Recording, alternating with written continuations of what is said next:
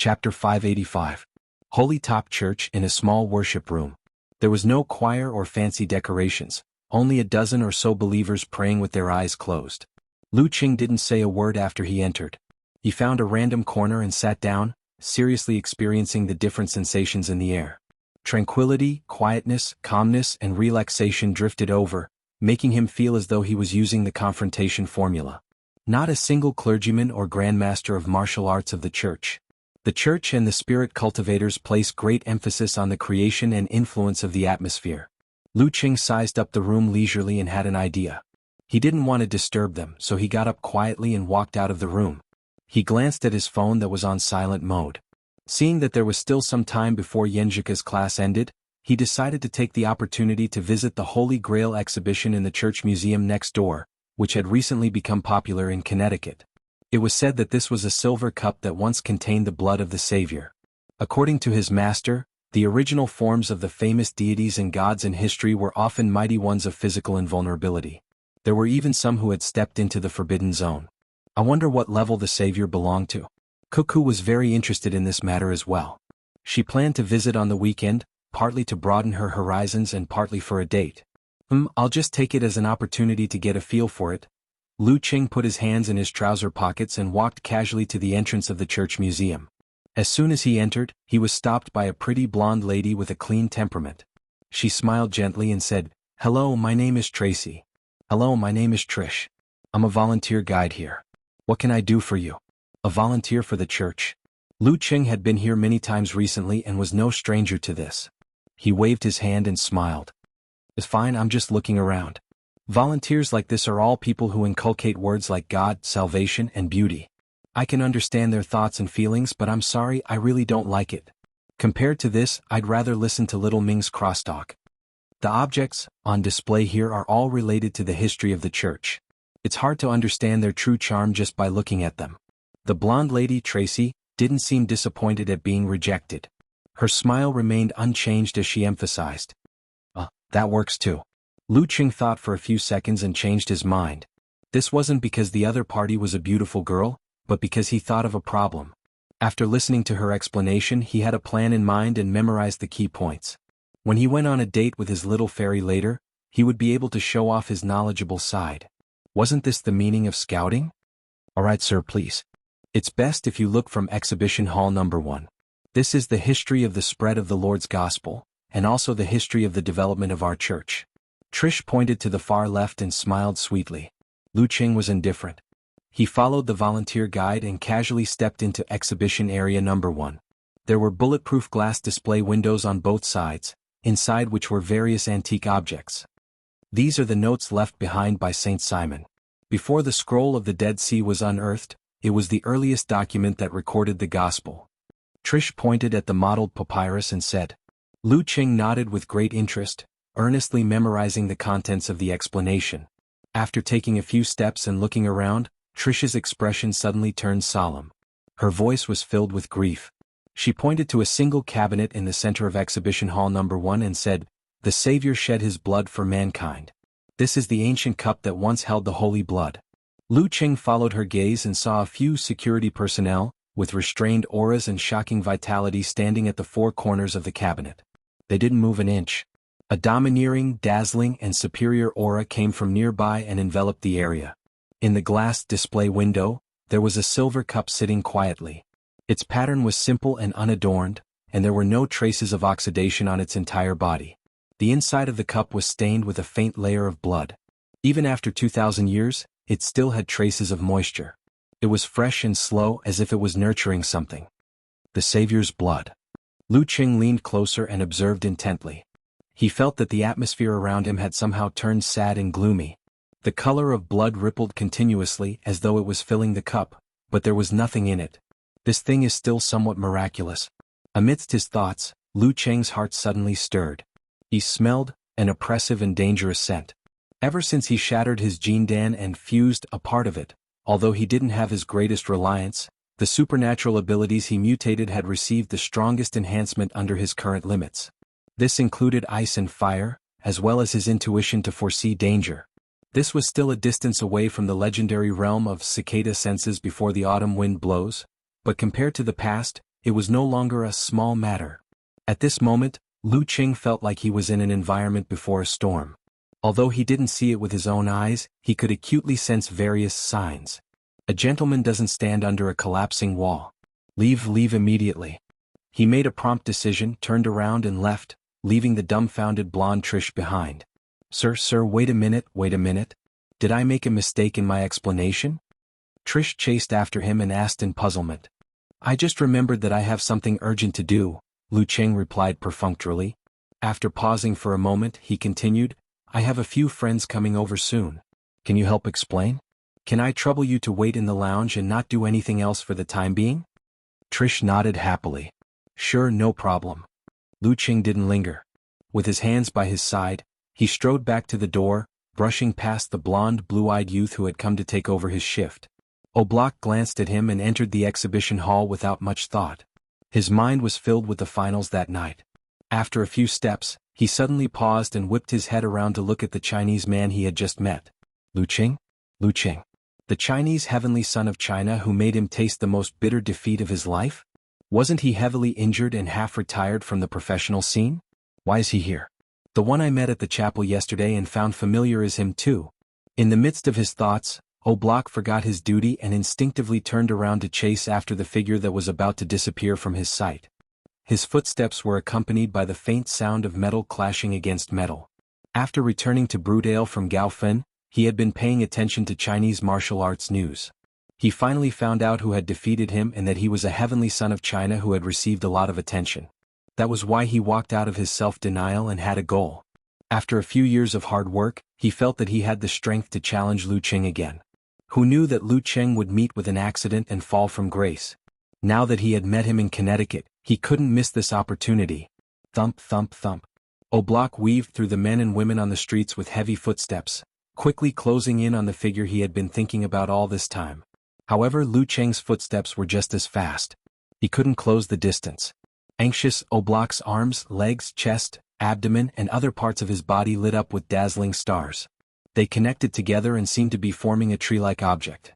With a burst of dazzling light, he became the true son of Sunday. A terrifying aura enveloped Lu Qing from a distance. It was both a greeting and a hindrance. But at that moment he felt the area around the aura become empty. It was like the darkness of the universe that could never be filled. In just an instant, the surging holy light disappeared without a trace. This. Oblak paused in surprise, his eyes filled with astonishment. In that short pause, Lu Qing had turned into another street and disappeared from his sight. Oblak was about to give chase when he suddenly heard a loud explosion. He felt the ground beneath his feet tremble powerlessly. He turned back and saw the glass windows of the church museum and the cathedral of holy light shatter. Milky white light and crimson flames burst through the dome. Screams and cries rang out one after another. Something's wrong. Oblak threw the matter of Lu Qing to the back of his mind and sprinted back to the museum. As soon as he entered, he saw half of the glass windows shattered. The floor was littered with injured, moaning lecturers and visitors. It was a mess. As he approached the raging flames, he found his good friends Johnny and Charles. One of them was lying there with wounds all over his body. He was unconscious and his life was quickly draining away.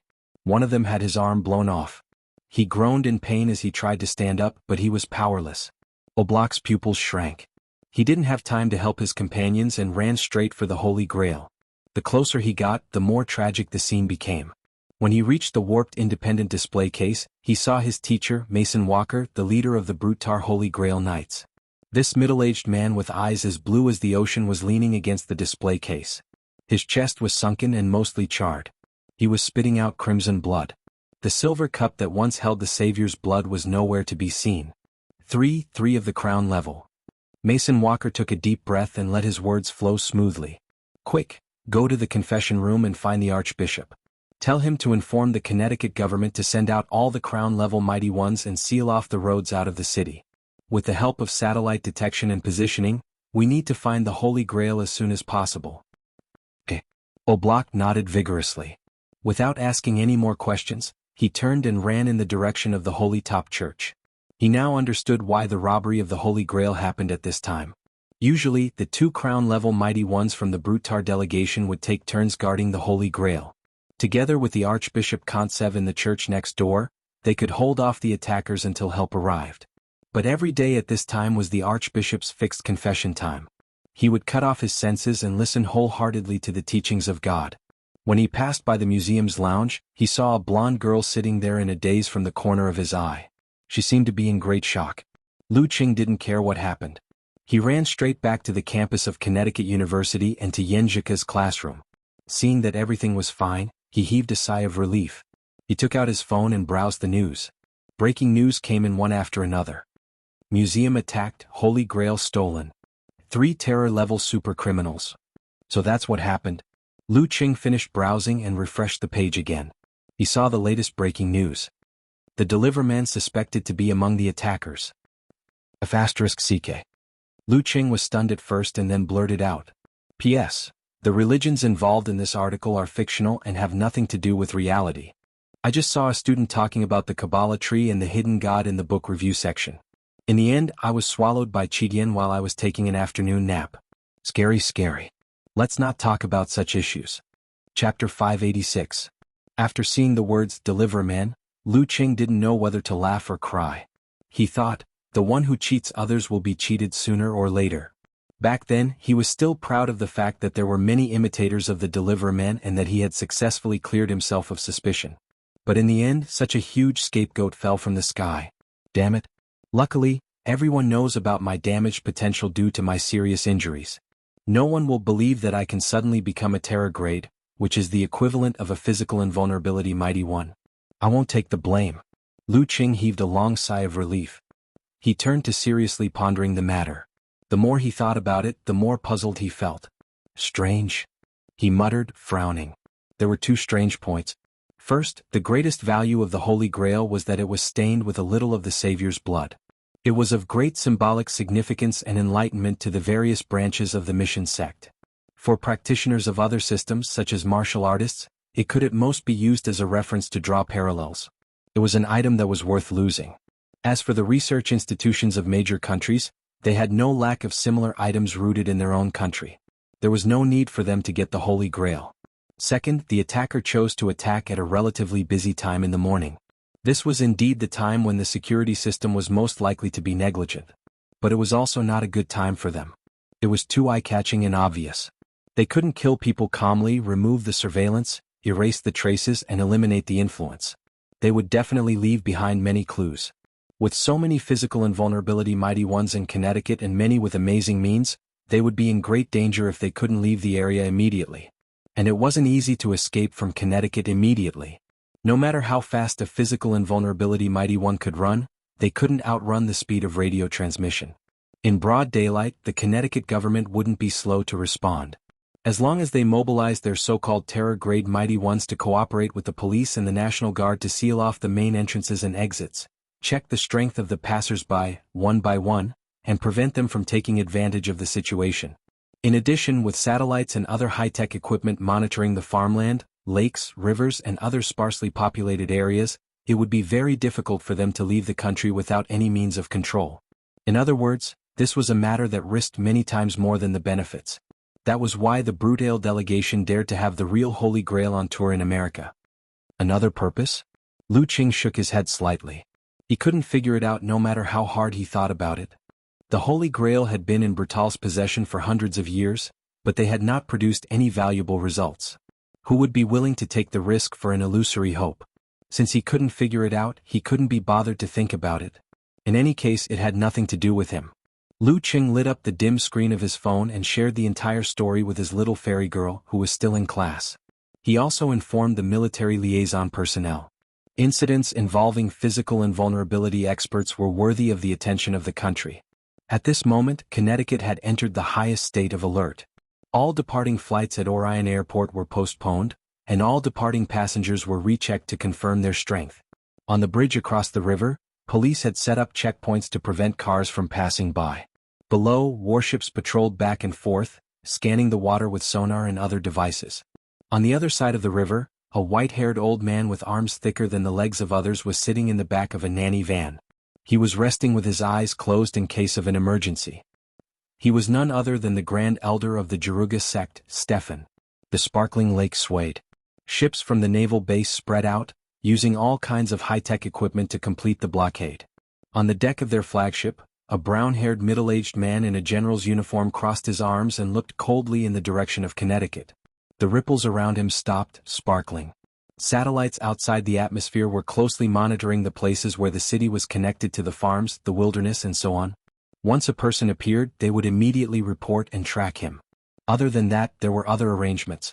Because of the existence of powerful humans, the development of technology had always been in the direction of restricting them. In the church museum with broken windows and a dome that exposed the sky, Archbishop Kontsev, who was obviously of Latin descent, stood in front of a warped display case. He sighed. The Lord often teaches us not to overlook today's misfortune because of yesterday's good fortune. We have been careless because nothing has happened before. Yes. Another crown-level strongman from the Brutale delegation, Townsend, drew a cross in front of his chest in sincere repentance. Normally, when the Archbishop was confessing, he should have been with Mason Walker. But after so many days of smooth sailing, everyone felt that everything was normal and that there would be no accidents, so he was lazy. Oblak stood quietly by the side, waiting for the notification from the Connecticut Command Center. At this moment, he felt something and turned his head to look at the entrance of Exhibition Hall No. 1. He saw 3 men in black robes slowly approaching. The leader was tall, with indiscernible wrinkles on his forehead, eyes, and cheeks. His hair and eyes were pale white. Oblak glanced at him and felt that he was very close, very noble, and very trustworthy. On the left side of the old man was a man with emerald eyes and an illusory aura. He had a scholarly air about him. He was the light mentor of the spiritualist order, Lucas. Could that be the world-famous grand mentor of the spiritualist order, Cisco? After making eye contact with Kantsev, the old man smiled and said, "I'm here to meet the spirit of this place." There was no ripple in Kantsev's eyes. He humbly drew a cross and said, "May the Lord bless you." "What a vicious curse," said the old man with a smile. "Wherever they go, they leave traces. I believe that the 3 attackers will be caught. This is a challenge to the order of society. This is a challenge to the stability of America and Connecticut. The Holy Grail contains the blood of the Savior. It is closely related to us." Kantsev looked deeply into his eyes and said calmly, "It can be fooled for a while, but it won't be fooled forever. 2 days at most. Cisco, I hope this will help you." The grand mentor of the spiritualist order, Cisco nodded slightly and said no more. He focused on channeling to track down the culprits. In the bedroom on the 2nd floor, Xianxia, who was studying for her final exams, looked up and discussed the Holy Grail incident with Lu Cheng, who was leisurely playing with his phone. At the end of the conversation, she gently thumped the table and sighed. "What a pity. I haven't even seen what the Holy Grail looks like." Due to their beliefs, the Holy Grail couldn't be photographed during the exhibition. They couldn't view it online unless they went to see it live. "It looks very ordinary." Lu Cheng excitedly took a pen and paper and drew for Xianxia. After a few strokes, he handed it to her as if he was presenting a treasure. "That's it." Xianxia glanced at it and immediately pursed her pink lips to prevent herself from laughing out loud. After holding it in for a dozen seconds, she nodded solemnly. "Cheng, your drawing skills? Your calligraphy is better than your drawing. My calligraphy is bad enough." Lu Cheng shook his head in amusement. "I don't accept such compliments." Just as he finished speaking, he suddenly felt a throbbing sensation. He stood up with a thoughtful expression. "What's wrong?" Xianxia blinked her clear eyes. "We have guests," replied Lu Cheng with a smile as he slowly walked to the door. After a few steps, he turned back and said to the girl, "Let's go down together. It's safer to be close to each other in case any accidents happen." Xianxia nodded obediently and reached out to hold Lu Cheng's left hand. When the couple reached the 1st floor, the girl and Aunt Du sat on the sofa in the living room while Lu Cheng walked to the door and pulled it open. The door creaked open. Oblak, who was about to press the doorbell, froze. "Excuse me, is there anything I can help you with?" Lu Cheng already knew what was going on. Beside Oblak, the white-haired, blue-eyed grand teacher looked over with a smile and spoke warmly. "Just a routine investigation." In that instant, Lu Cheng felt an incomparable closeness and respect for the grand teacher. He wanted nothing more than to prostrate himself on the ground and confess his thoughts and repent of his past mistakes. With a change of thought, he outlined the confrontation formula and calmed his body and mind, dispelling the emotions that weren't considered negative. "If only I knew," replied Lu Cheng with a smile. His gaze was calm and his expression was leisurely. To the grand teacher he was like an ordinary auntie in the neighborhood committee, completely unaffected. Oblak was taken aback. Cisco asked calmly, "You've been going to the Holy Top Church a lot recently." "What?" "To find ways to calm my mind," answered Lu Qing truthfully. Lu Qing answered half truthfully and half jokingly. He then casually explained, "You should know that I've suffered a lot of serious setbacks this year." He was indeed looking for ways to break through to the physical invulnerability stage. Once he reached the physical invulnerability stage, his mind would undoubtedly find peace. Yeah, that's right. Lu Qing wasn't disappointed or pessimistic. When he talked about the terrifying setbacks that had almost forced him out of the professional circle, he spoke as if he was an observer. Not only was Oblak surprised, but even the grand teacher's eyes flickered. "In this aspect, us spirit practitioners might be more useful than churches," said Cisco casually. "So, why did you go to the museum to see the Holy Grail today?" Cisco asked casually before asking, "Why did you go to the museum to see the Holy Grail?" "Out of curiosity. For reference. I was supposed to go with my girlfriend on the weekend, but I happened to be free in the morning, so I decided to take a look in advance to prepare for our date," said Lu Qing frankly. The grand teacher paused for a few seconds. His eyes flashed and he said in a low voice, "You left suddenly before the attack. Did you know something beforehand?" Lu Qing smiled with a heart as cold as ice. "According to my data, I have 3 superpowers. One of them is the ability to foresee danger. Because I didn't know what kind of danger it was, I could only leave first and warn you later. This may seem selfish, but I don't think it's a crime, right?" Cisco nodded slowly and asked for confirmation. "In other words, before the crown-level Mason Walker discovered the danger, you already predicted it?"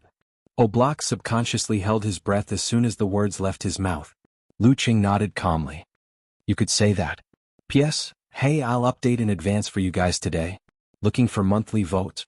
Chapter 587. You can say that?" As the disciple of the crown-level Mighty One, Mason Walker, Oblak felt humiliated by Lu Qing's reply. However, when he looked up, he saw that Lu Qing was neither arrogant nor boastful. Lu Qing was describing the menu calmly, as though he was describing what was on the menu tonight. This wasn't boasting or bragging. It was the truth. Oblak took a deep breath and told himself that blacksmiths were good at forging, tailors were good at making clothes, and everyone had their own unique strengths. A king wasn't better than a commoner in every aspect. After quietly listening to Lu Qing's reply, Grand Teacher Cisco smiled. "I understand." After that, he nodded and left the door at an unhurried pace. Oblak was in charge of the aftermath. With a solemn expression he said to Lu Qing, "That's all for questioning. Thank you for your cooperation. If necessary we will visit again." Since the Grand Teacher didn't say anything, it meant that Lu Qing wasn't lying. "Okay." Lu Qing nodded casually. Oblak stared at him deeply. Without another word he turned around and chased after Cisco. Originally, he wanted to take this opportunity to bring up the matter of a challenge. However, the first reason was that the Holy Grail had been stolen, which was a serious matter. As a member of the Order of Knights, he couldn't just think about his personal matters and ignore the bigger picture. The second reason was that he suddenly felt uncertain in his heart, as if he had lost his confidence. That was why he didn't say anything even though he wanted to. Although Lu Qing isn't at the crown level, he's still at the same level as me. However, he's a level higher than me. He has a sense of transcendence. Oblak's face darkened as he entered the car. After watching them leave, Lu Qing closed the door and returned to the living room. Xianxia stood up and leaned over. She mimicked Lu Qing's tone and said, "You can say that. Qing, you're really awesome." "Why do I feel like you're mocking me?" Lu Qing looked at Ku amused. "That guy just now was Oblak, the one who came to Gaofan before. I saw in his eyes that he wasn't convinced and wanted to fight me again. I had no choice but to put on a show to scare him away.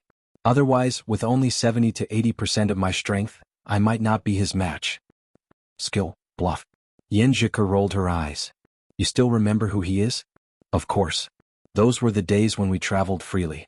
I'll never forget it." Lu Qing laughed. "The moment I saw the Brudale delegation I remembered him. I was chased around the streets by him this morning." Xianxia pursed her lips and turned her head. She smiled and said, "I remember him too." At this time, Aunt Du returned to her own room and left the place to the young couple. Xianxia looked around. She looked at Lu Qing. The meaning behind his words was self-evident. "I'll go check what's in the fridge and freezer." Lu Qing lowered his head and smiled. As he walked towards the kitchen he thought, there are still some dumplings and noodles left from yesterday. Should I make dumpling noodles? What are you doing here? Lu Qing took off his apron and put it on. You're making supper for your wife. I'm going to make supper for my darling. Xianxia chuckled. You're such a glutton. You want to steal my food every time. Well, I think my egg fried rice is as good as yours. How about a bowl of egg fried rice? Big bowl. Lu Qing answered with a big smile in his eyes. Just like that, the couple kept each other busy. They exchanged a few words from time to time. Qing, are you going back to Songqing soon? Xianxia asked as she cracked the eggs. Yes, I have to go back and get the certificate. I even skipped the oral examination, so I can't skip this. Besides, there's another thing that needs to be settled, you know. Lu Qing looked at the pot of boiling water and added fuel to the fire. Then I'll go and meet Dirty Tong and the others. Xianxia said happily. She paused for a few seconds and bit her lower lip. Then she said with melancholy, I'm going to start learning from my tutor next semester. I'll be busy. You're going to enter the professional circle again. You'll be busy too. Why don't we go on a trip this summer? We can ask for the Love Lock, the pyramids, and the grassland. What do you think? Although Lu Qing was a little confused by his wife's sudden change of topic, he quickly recovered. He poured the dumplings into the pot and said, Okay, we'll come up with a strategy later. Okay, let's go to Songqing first and then back to Xiaoshan. We'll stay at home until August so that my dad won't be angry. Xianxia thought about the plan while frying the eggs. In the end, she said, Qing, I've recently found an animal that I like. What animal? Bro, flat top. What's that? Honey badger, white hair and silver cape. Its motto is if you're not in a fight, you're on your way to a fight. Oh, and don't tell me who the enemy is. Tell me how many there are. Tell me the time and place. Sounds interesting. Yeah, and, hey Ku, it's time for your egg fried rice. I can faintly smell something burning. Ouch. After a while, a voice sounded in the restaurant again. Qing, who are you talking to on WeChat? Smith and me. Spider, what did he say? He asked me why my alert level suddenly changed back to dangerous. He said he's going to monitor me 24/7 again. You kept laughing just now. What did you say? I said because I bragged in front of the great teacher. What did he say? He said F***K. Ha, who on earth did he learn Chinese from? In the collection room of a luxurious villa, a deep voice was speaking in an excited and intoxicated tone. There are billions of people in the world, and I'm the only one who has evolved such an ability. By absorbing the blood of others, I obtain the corresponding ability. It's the ability of God. This was a thin man wearing a black tuxedo and a dark red cape. His facial features were deep and his eyes were red. In his hand was an ancient silver cup that seemed to be filled with blood, but it was also empty. Yes, it's so special that they never thought that the people you killed had their eyes cut out from their foreheads. It wasn't a cult ritual but just a disguise. Your real goal is their blood. It's their special trait. Isn't that right, Nightmare? Opposite the man in the dark red cape was a brown-eyed man drinking champagne. He was in his 30s or 40s and dressed meticulously. The handkerchief in front of his chest pocket was folded into a flower. Yes, thank you for your help, God Slayer. The man in the dark red cape laughed out loud. When I extract the blood of the Savior, absorb it and digest it, I'll truly enter the Terra grade. In the future, I'll replace that old guy from the Samano royal family and become the emperor of the Sanguine race. Having said that, he looked to the other side. There stood a man with dark skin and a beard who had features that were very characteristic of the Dead Sea. The man in the dark red cape pressed his right hand to his chest and bowed elegantly. Thank you. Thank you for letting me show the strength of the Terra grade at the last minute, confusing many people. Pharaoh thinks highly of you, the bearded man said with a serious expression. The bearded man said with a serious expression. In 2 months, he has a big operation and needs your help. No problem as long as my absorption goes smoothly. The man in the dark red cape smiled and watched as the bearded man walked to the ancient coffin in the corner. He took off his clothes, wrapped himself in a bandage and lay inside. He lost all signs of life, turning into a real old mummy. Look, there's no attacker here. There's only the collection of mummies bought by the collector, Mr. Constantine. The man in the dark red cape smiled smugly. He asked the brown-eyed man, God Slayer, why did you agree to cooperate? The God Slayer touched his nose with his index finger and said, Maybe, it's more interesting to have one more terror baddie in this world. At this moment, the sound of knocking came from the surveillance system. The man in the dark red cape glanced and said, It's Lucas. After that, He opened the door of the collection room and returned to the living room to let the black-robed, green-eyed spirit cultivator, Lucas, enter. "What did the great teacher ask you to do?" the man in the dark red cape asked. Lucas looked at him calmly and said, "Constantine, the great teacher asked me to tell you that in 2 days, at most 2 days, more than 10 Terra-grade masters, a few special forces equipped with man-made weapons and various high-tech equipment, and more special agents who are good at tracking will arrive in Connecticut. The uniqueness of the Holy Grail can't be hidden for long. You have to complete the absorption before this deadline and try not to damage the Holy Grail too much. When the time comes, as long as you return it secretly, the security level will be lowered. If this situation continues, no one can take it. Don't think that you can avoid the road. There are eyes watching from the sky. The more deserted a place is, the more obvious it is." The man in the dark red cape, Constantine, was silent for a moment. He raised the Holy Grail and smiled. "Okay." A few days later, Lu Qing keenly sensed from the news that the security level in Connecticut had been lowered. Hence he sent a message to Smith. "The Holy Grail has been found? The 3 Terra-grade attackers have been caught?" After a while, Smith replied, "Apparently the Holy Grail has been found. It's in a trash can. It's a little damaged. We've only confirmed the identity of the assailant, but we haven't found out who it is. Among the assailants are the God Slayer and the Nightmare. In short, this matter has come to an end." "Come to an end? Come to an end just like that?" Lu Qing was surprised. Such a serious matter had come to an end just like that? Or was there something brewing under the surface? Before he could ask further, Smith sent a message. "Lu, I want to ask you something." "Go ahead," Lu Qing answered generously. Smith was puzzled. "I've been practicing according to the awakening and improvement of superpowers but haven't made any progress for more than a year. I'm getting further and further away from the dangerous grade. Lu, do you have any good suggestions? I find you more and more mysterious and hard to guess."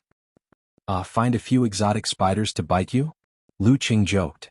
"That's not funny at all," Smith replied. Lu Qing pondered for a moment and said, "Actually, the improvement of superpowers is related to the strengthening of your self. The better control of your body, the easier it is to go deeper. I suggest you awaken your self-spirit." "I'm from the mission," Smith emphasized helplessly. "Why does Lu feel so unreliable?" "Haha, an ascetic from one of the branches of the mission sect can be used as a reference." Lu Qing stopped teasing. After putting down his phone, he looked out of the window and thought leisurely, "The matter of the Holy Grail has come to an end. Ku will be taking her final exams next. After that, she will return to Songqing and meet up with her master to look for the secret residence of the Longhu Immortal at the bottom of Weishui Lake. P.S. Damn it, Chidian's back end is drawing. I could have brought it forward. Begging for votes." Chapter 588. At the end of June, the new campus of Songqing University. "It feels like I haven't been here for a long time." Xianxia stood on the long bridge, gazing at the Weishui Lake illuminated by street lamps, as well as the lakeside road that she and Lu Qing had walked on day after day. She felt that every scene in every corner reminded her of a different scene. The past pierced through the gap of 2 years and reappeared vividly in her mind. Lu Qing also sighed and echoed, "I haven't walked on this road for almost a year." But from time to time she would recall the initial throbbing and the purest beauty. She would think about how hard it was to come by and tell herself not to get used to it, but to cherish and protect it. "Let's go, big sister invites you to take a walk again." Xianxia's eyes lit up, smiling as she extended her slender right hand. Lu Qing grabbed it and looked ahead. He coughed twice and chuckled. "I remember that every time you took the initiative to invite me to take a walk by the lake, you were hinting and tacitly allowing me to be intimate. What about today?" Xianxia's eyes widened and her mouth was half open. Her pretty face couldn't help but blush. "No way. It's all because you're such a hooligan. I'm not going to take a walk with you," she added bitterly as she tried to pull her hand back. However, Lu Qing's grip was so tight that she couldn't break free no matter how hard she tried. She had no choice but to grit her teeth and follow him from the other end of the bridge to the lakeside. She followed the memories of the past, crossed familiar scenes, and wandered the intertwining journey between reality and illusion. Holding hands, first kissing, the girl taking out the tissue and the boy cleaning the wooden bench, the casual gossip, the inexperience of sneaking a few kisses every night after taking a stroll. Suddenly, Xianxia and Lu Qing seemed to have walked into the gap between the past and the present. Luckily we're still together. Otherwise it would definitely be very, very regretful." Xianxia suddenly said and sighed with emotion. That kind of regret would be a wound that wouldn't heal for the rest of their lives. Lu Cheng's fingers moved slightly and tightly interlocked with his little fairies. He solemnly promised, "We'll always walk on this road." "Yes, yes." Xianxia nodded vigorously. After a few more steps, Lu Cheng pointed to the side of the road and chuckled. "This is where I found Qingyu and the golden core." "Here?" Xianxia's eyebrows relaxed. She looked over curiously and whispered. She stared at it for a few seconds, then suddenly turned sideways to face the lake. She put her palms together, closed her eyes and began to chant. What are you doing?" Lu Cheng asked blankly. The girl's dimples appeared. She pursed her lips slightly and smiled sweetly. "I'm thanking Qingyu. If it wasn't for it, a certain idiot might have retreated on his own. This is the cause of everything. It probably won't like you saying that. A bad life is better than a good death." Lu Cheng laughed and shook his head. Then he cleared his throat and said, "The real reason was that I saw you standing outside the martial arts club in your Han Chinese costume and finally plucked up the courage to strike up a conversation with you. Otherwise, I wouldn't have come running by the lake."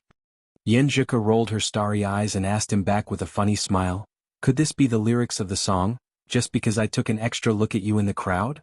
Her voice was clear and delicate and her voice was beautiful. Lu Cheng listened with a smile and teased, "Cuckoo, are you whispering sweet nothings to me? If you say so, then so be it." Xianxia put her hands behind her back and walked forward lightly. The couple circled the lake, revisiting the places where they had been intimate before. After calming down the heat on their faces and the rhythm of their breathing, they finally waited for Geyser. He was still old, but the frequency of his coughing had obviously decreased. Although the 9 words formula had not completely healed his old injuries, it had eased him a lot. "Let's get into the water. If you didn't mention it, I would have forgotten about it." Sure, Jianghu admitted frankly. Xianxia covered her mouth and laughed. She felt that this pair of master and disciple were very similar in some aspects. They were a family and they would enter the same house. Am I scolding myself, unreliable old man?" Lu Cheng thought to himself. He took out his phone, wallet and other things and handed them to his wife. After thinking for a moment, Geyser felt that there was no need to pretend to be a master. He also left his phone behind and walked into the lake step by step. The cold air around him condensed into crystals, as if it was going to freeze his body but not affect his movements. Lu Cheng imitated him. After taking a deep breath, every inch of his skin shone with cold light. The master and disciple walked further and further away. Less and less of their body parts were exposed to the water. Finally, they steadied their center of gravity and completely disappeared in front of Xianxia. Light rippled around him and a faint pressure came. Lu Cheng let his body enter the embryonic state, just like when he practiced underwater to seek the mutation of his root pulp. At his current level, there was no problem for him to stay underwater for 10 to 20 minutes. In the swaying of the lush water plants, Geyser's mouth opened and opened, stirring up ripples. The ripples flowed to Lu Cheng in circles and brought a voice that seemed to come from the horizon. "The bottom of the lake is quite big. I did a rough search last time and didn't find anything. Are we going to search inch by inch this time?" Lu Cheng replied in the form of voice transmission, "Master, think about it. The black carp swallowed the Jindan and it must have acted up on the spot. The range of its swimming and jumping is limited. We may find something in the area near the spot where we found it. If we can't find it, I'll give you a big slap." Geyser always felt that his disciple was unreliable most of the time. Moving forward slowly with their feet on the ground, Lu Cheng and Geyser looked around in the dark, sparkling water. They tried to discern the peculiarities and formed ice mirror or enemy heart-freezing move to comprehend the finer details. After searching around the area near the lake, Geyser suddenly stopped. He frowned and said in the form of voice transmission, "You don't say. The feeling here is a little different from the last time I was here. It seems to be changing according to the phase of the moon. The problem couldn't be found by searching alone. But after comparing the two, the abnormality appeared." With his strong night vision, Lu Cheng grasped the faint light under the water and looked around. He had a panoramic view of the entire area. Gravel, rocks, swaying water plants and rubbish thrown down by someone. Other than these, there was nothing else, not to mention a place that looked like the entrance of a cave. After a few seconds of silence, Lu Cheng followed the plan he had prepared. He formed a hand seal with his hands and changed it continuously. The visualized ancient characters in his mind jumped as well. Confrontation. Army. Do. Swordsman. He opened his mouth and his voice shook the surroundings, making the water undulate in a regular manner. Wholeness. Formation. Deference. Forward. Attainment. As soon as the word attainment came out, the 9 seal scripts in the depths of Lu Cheng's mind appeared at the same time. They combined to form the 3-dimensional mysterious rune. Rumble. At this moment, a low buzzing sound came from somewhere. As the water rippled, the bottom of the lake formed by gravel and rocks cracked open, revealing a stone staircase that extended downwards. A camouflage set up with the help of the moon. Geezer sure commented with disdain, "Brat, the night you got the jiangdan was when the moon was waning, right? And the black carp doesn't have much intelligence." "I don't remember." Lu Cheng answered honestly. "What else do you remember?" Geezer sure shook his head and laughed. He walked along the stone staircase into the cave. It was moist inside, but there was no water. Lu Cheng suppressed the surge of emotions in his heart and followed his master to the bottom. He saw a simple and empty stone room. There was only a cloud bed here. On it were a few pieces of yellowed paper and a tattered feather robe. "It doesn't look like the cave residence of Xianhu Immortal?" Geezer Sure, who had seen many relics of cultivation, frowned and whispered. Lu Cheng looked around and guessed. Maybe it's a place for seclusion? The feather robe seemed to be worn by Xianhu Immortal before he died. What about his body? It's possible. Geezer Sure approached and was about to pick up the feather robe. However, the light breeze caused the robe to instantly decay and scatter in the stone room. The notebooks, on the other hand, were still intact. Lu Cheng looked at them and read the words on the first page. "My life is coming to an end. 130 years of hard work is all in vain. What a pity, what a pity. Predecessors sought the independence of the soul and tried to give birth to a baby in the jiangdan. They wanted to break free from the shackles of the body and travel between heaven and earth. Unfortunately, for thousands of years, no one succeeded. I didn't follow this path. I imitated the immortal world to form the jiangdan and sought longevity. However, the road ahead was boundless and full of dangers. It ended here."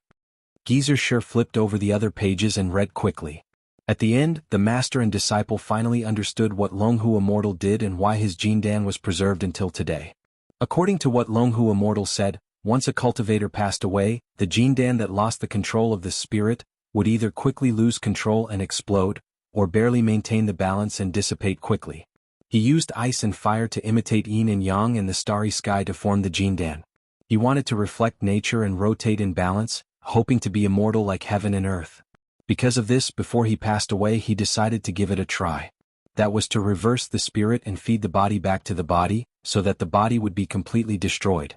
This would ignite the spirit and completely integrate the spirit and the golden elixir into one, using the immortality of the golden elixir to achieve longevity. In consideration of the possibility of success, he changed the order of the stars inside the golden elixir and engraved the 9 words formula and his own cultivation methods inside. This idea was unprecedented. Xianhu Immortal wasn't confident at all. Before he tried it, he wrote down notes for his friends to refer to as a trial and error. As for what happened in the middle, Lu Cheng and Geezer sure didn't know. They only saw the final result, which was that Xianhu Immortal didn't live forever. The jiangdan didn't have an independent will, but it was strangely preserved until now. Chapter 589. Lu Cheng and Geezer Sure retracted their gazes and surveyed their surroundings. They didn't discover anything else. Even after using Ice Mirror and Enemy Heart Freezing move to sense their surroundings and the 9 words formula to seek resonance, they still found nothing. "Where's Xianhu Immortal's natal artifact?" whispered jianghu. Lu Cheng thought for a moment and said, "Maybe the Xianhu Immortal sect doesn't have a natal artifact due to their unique method of pill formation. That Gu Hui who attacked me wouldn't be so careless as to not use such a powerful artifact. That makes sense. Cough, you've improved your judgment." Geezer sure couldn't help but sigh. Lu Cheng was annoyed and amused at the same time. "Master, don't think of me as the student who just started learning martial arts. I'm already close to physical invulnerability. After so many years of practicing martial arts, participating in so many competitions and experiencing so many things, how could my judgment and knowledge not improve? So what? Even if you reach physical invulnerability, you're still my disciple." Geezer sure glared at him. He didn't continue the topic and changed the topic. "Have you finished reading all the confidential information? Is it useful?" After Lu Cheng decided to walk the path of blending martial arts and cultivation, Comrade Shi Jianghu used his connections to obtain the collected remnants of cultivation and over 30 volunteer experiment reports from several major military human research institutes. This helped him further grasp the essence and details of his cultivation. This is also the other reason why I've become mysterious in the eyes of others. Lu Qing sighed inwardly. After a few seconds of silence he said, "I finished reading it, but I still can't figure out the most crucial part. If it were so easy to figure it out, our country would have long had a cultivator town security team." Geezer sure laughed and scolded him. "Others have spent decades to achieve what they have now. You want to surpass them in a month or two. I just want to find the point that suits me the most. I don't necessarily need to understand the entire system and study it thoroughly." Lu Qing explained with a bitter smile. Geezer sure waved his hand. "All right, let's talk outside. There doesn't seem to be anything useful here." "Okay." Lu Qing nodded slightly. He turned to the cloud bed and bowed solemnly. He wanted to tell Longhu Immortal the result and tell him that this was the wrong path. But in the end he couldn't bear it and only sighed softly. "Thank you for finding the way for me. Senior, thank you for giving me this opportunity." After bowing 3 times, Lu Qing collected his thoughts and followed his master out of the abode. Sigh, the path of longevity, the path of longevity. Geezer sure stood at the entrance and sighed. With a wave of his palm, he collapsed the surroundings and buried Longhu Immortal. In his mind she was dead and buried. Step by step they walked back to the shore. The master and disciple shook off the layer of ice that had condensed on their bodies and evaporated the remaining water.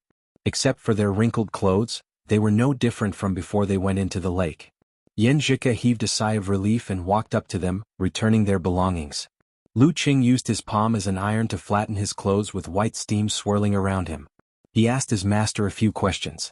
When Geezer sure was far away, he turned on his phone screen and entered the app. He cleared his thoughts and took notes. He said, "In Longhu Immortal's last words, reflect nature, and be immortal like heaven and earth," reminded me of something. Back then, when I developed, extended, and improved his celestial star system and regarded all the stars as fire force, and the darkness of the universe as the counterpart of ice force, I felt that I was connected to the universe in a more subtle way. Perhaps, it was the secret that I could communicate with the universe after I formed the core formation. After saying this, he looked at Xianxia beside him and said, half explaining and half translating his voice into words, "At that time I felt that it was quite miraculous and I should remember it. But later on I didn't have a similar feeling and gradually forgot about it. If it weren't for Longhu Immortal's words today, I'm afraid I wouldn't have remembered it until you achieved Dan equilibrium." Longhu Immortal's thought process of moving the stars, changing the layout, and writing the 9 words formula and cultivation techniques in the Jin Dan can be used as a reference. This way I can naturally use the 9 words formula, force concentration, and fighting formula when I'm at Dan equilibrium. Just thinking about it makes me excited. When that time comes, I'll be a superhuman with extraordinary strength. Xianxia burst into laughter and her dimples bloomed like flowers. She felt warm at the thought of Lu Qing writing down his thoughts in front of her. After translating each line, Lu Qing read it twice from the beginning and saved it after making some slight changes.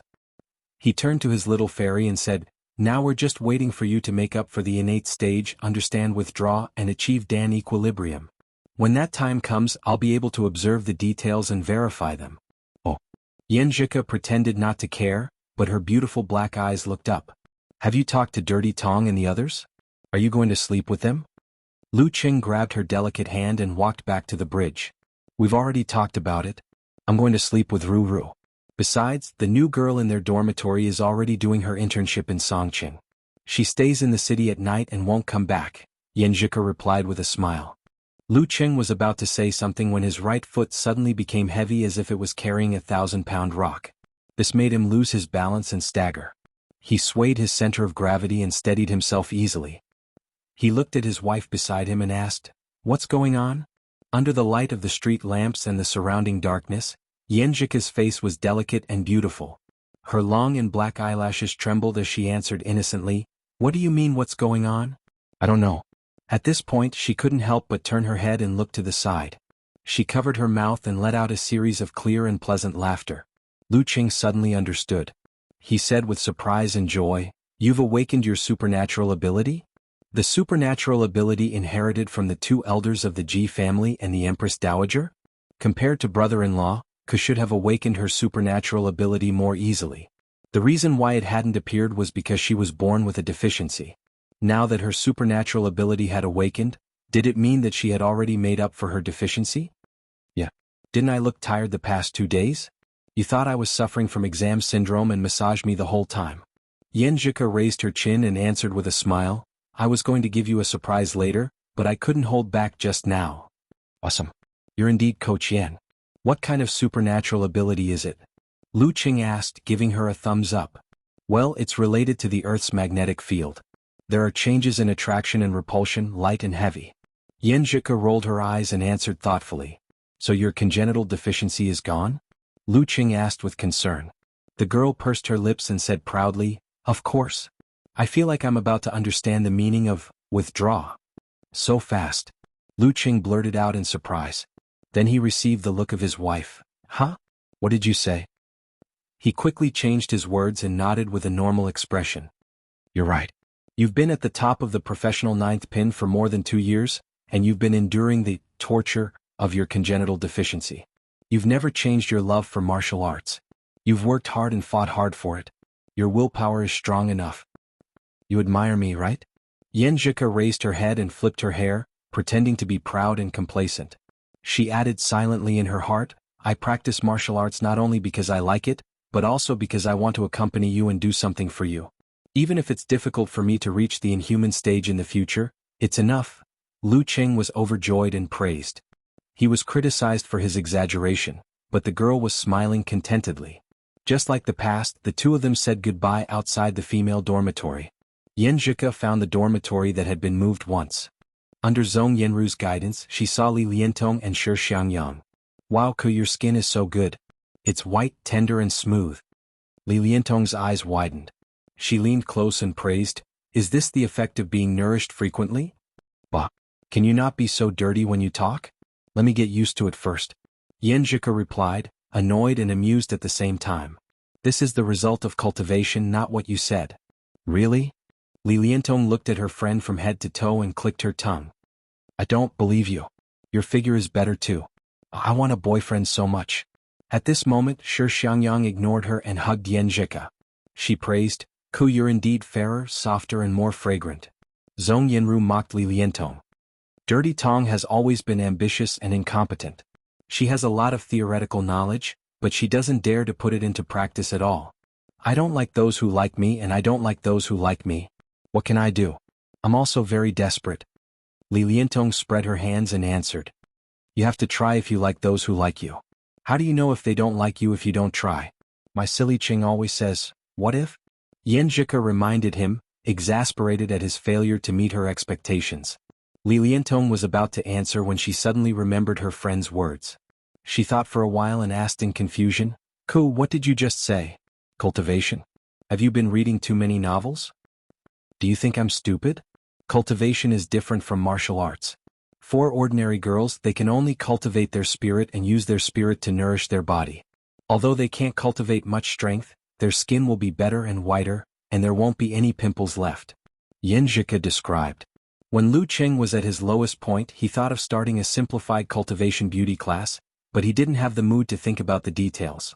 When the sequelae were cured and his strength recovered, he didn't need to do this. Instead, he gradually improved the class in his daily discussions with Xianxia, making it easy to get started and not difficult to cultivate.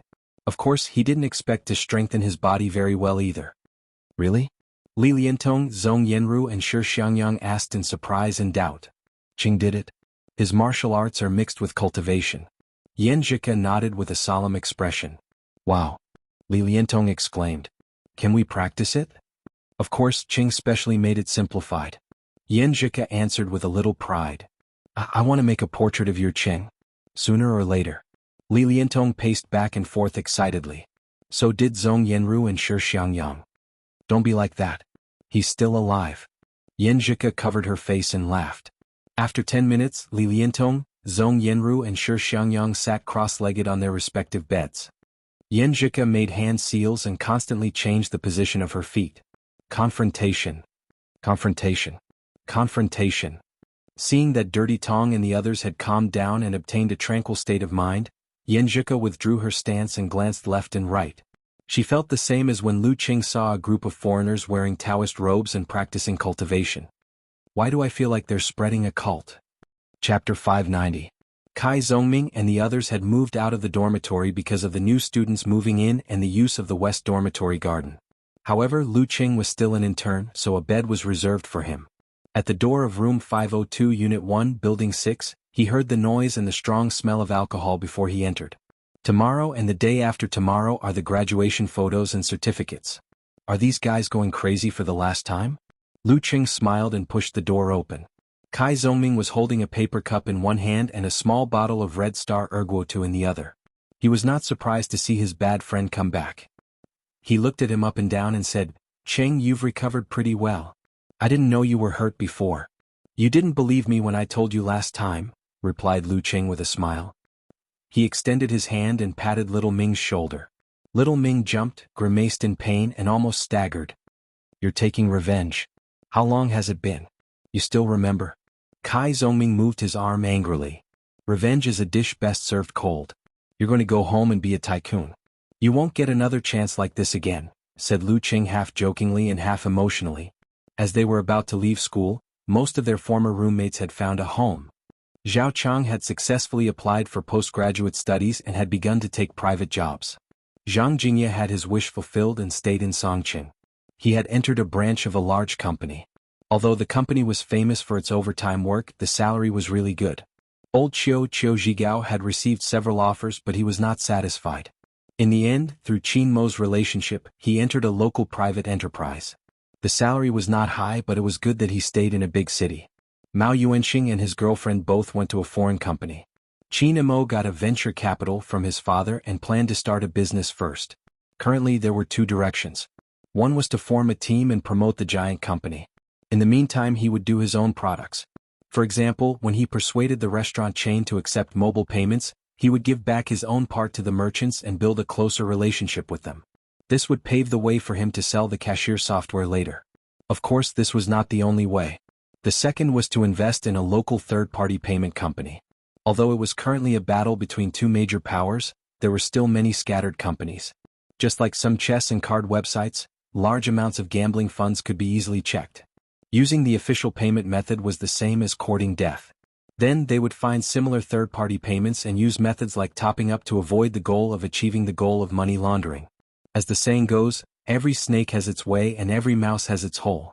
When Lu Qing heard Qin Mo talk about this before, he had a whole new level of respect for him. He didn't expect this rich second generation who usually fooled around to be so smart. Of course, when it came to starting a business, it didn't necessarily mean success with ideas, funds, and connections. On this road, many seniors had fallen. So far, only Tang Wen, who was addicted to games, hadn't found a job.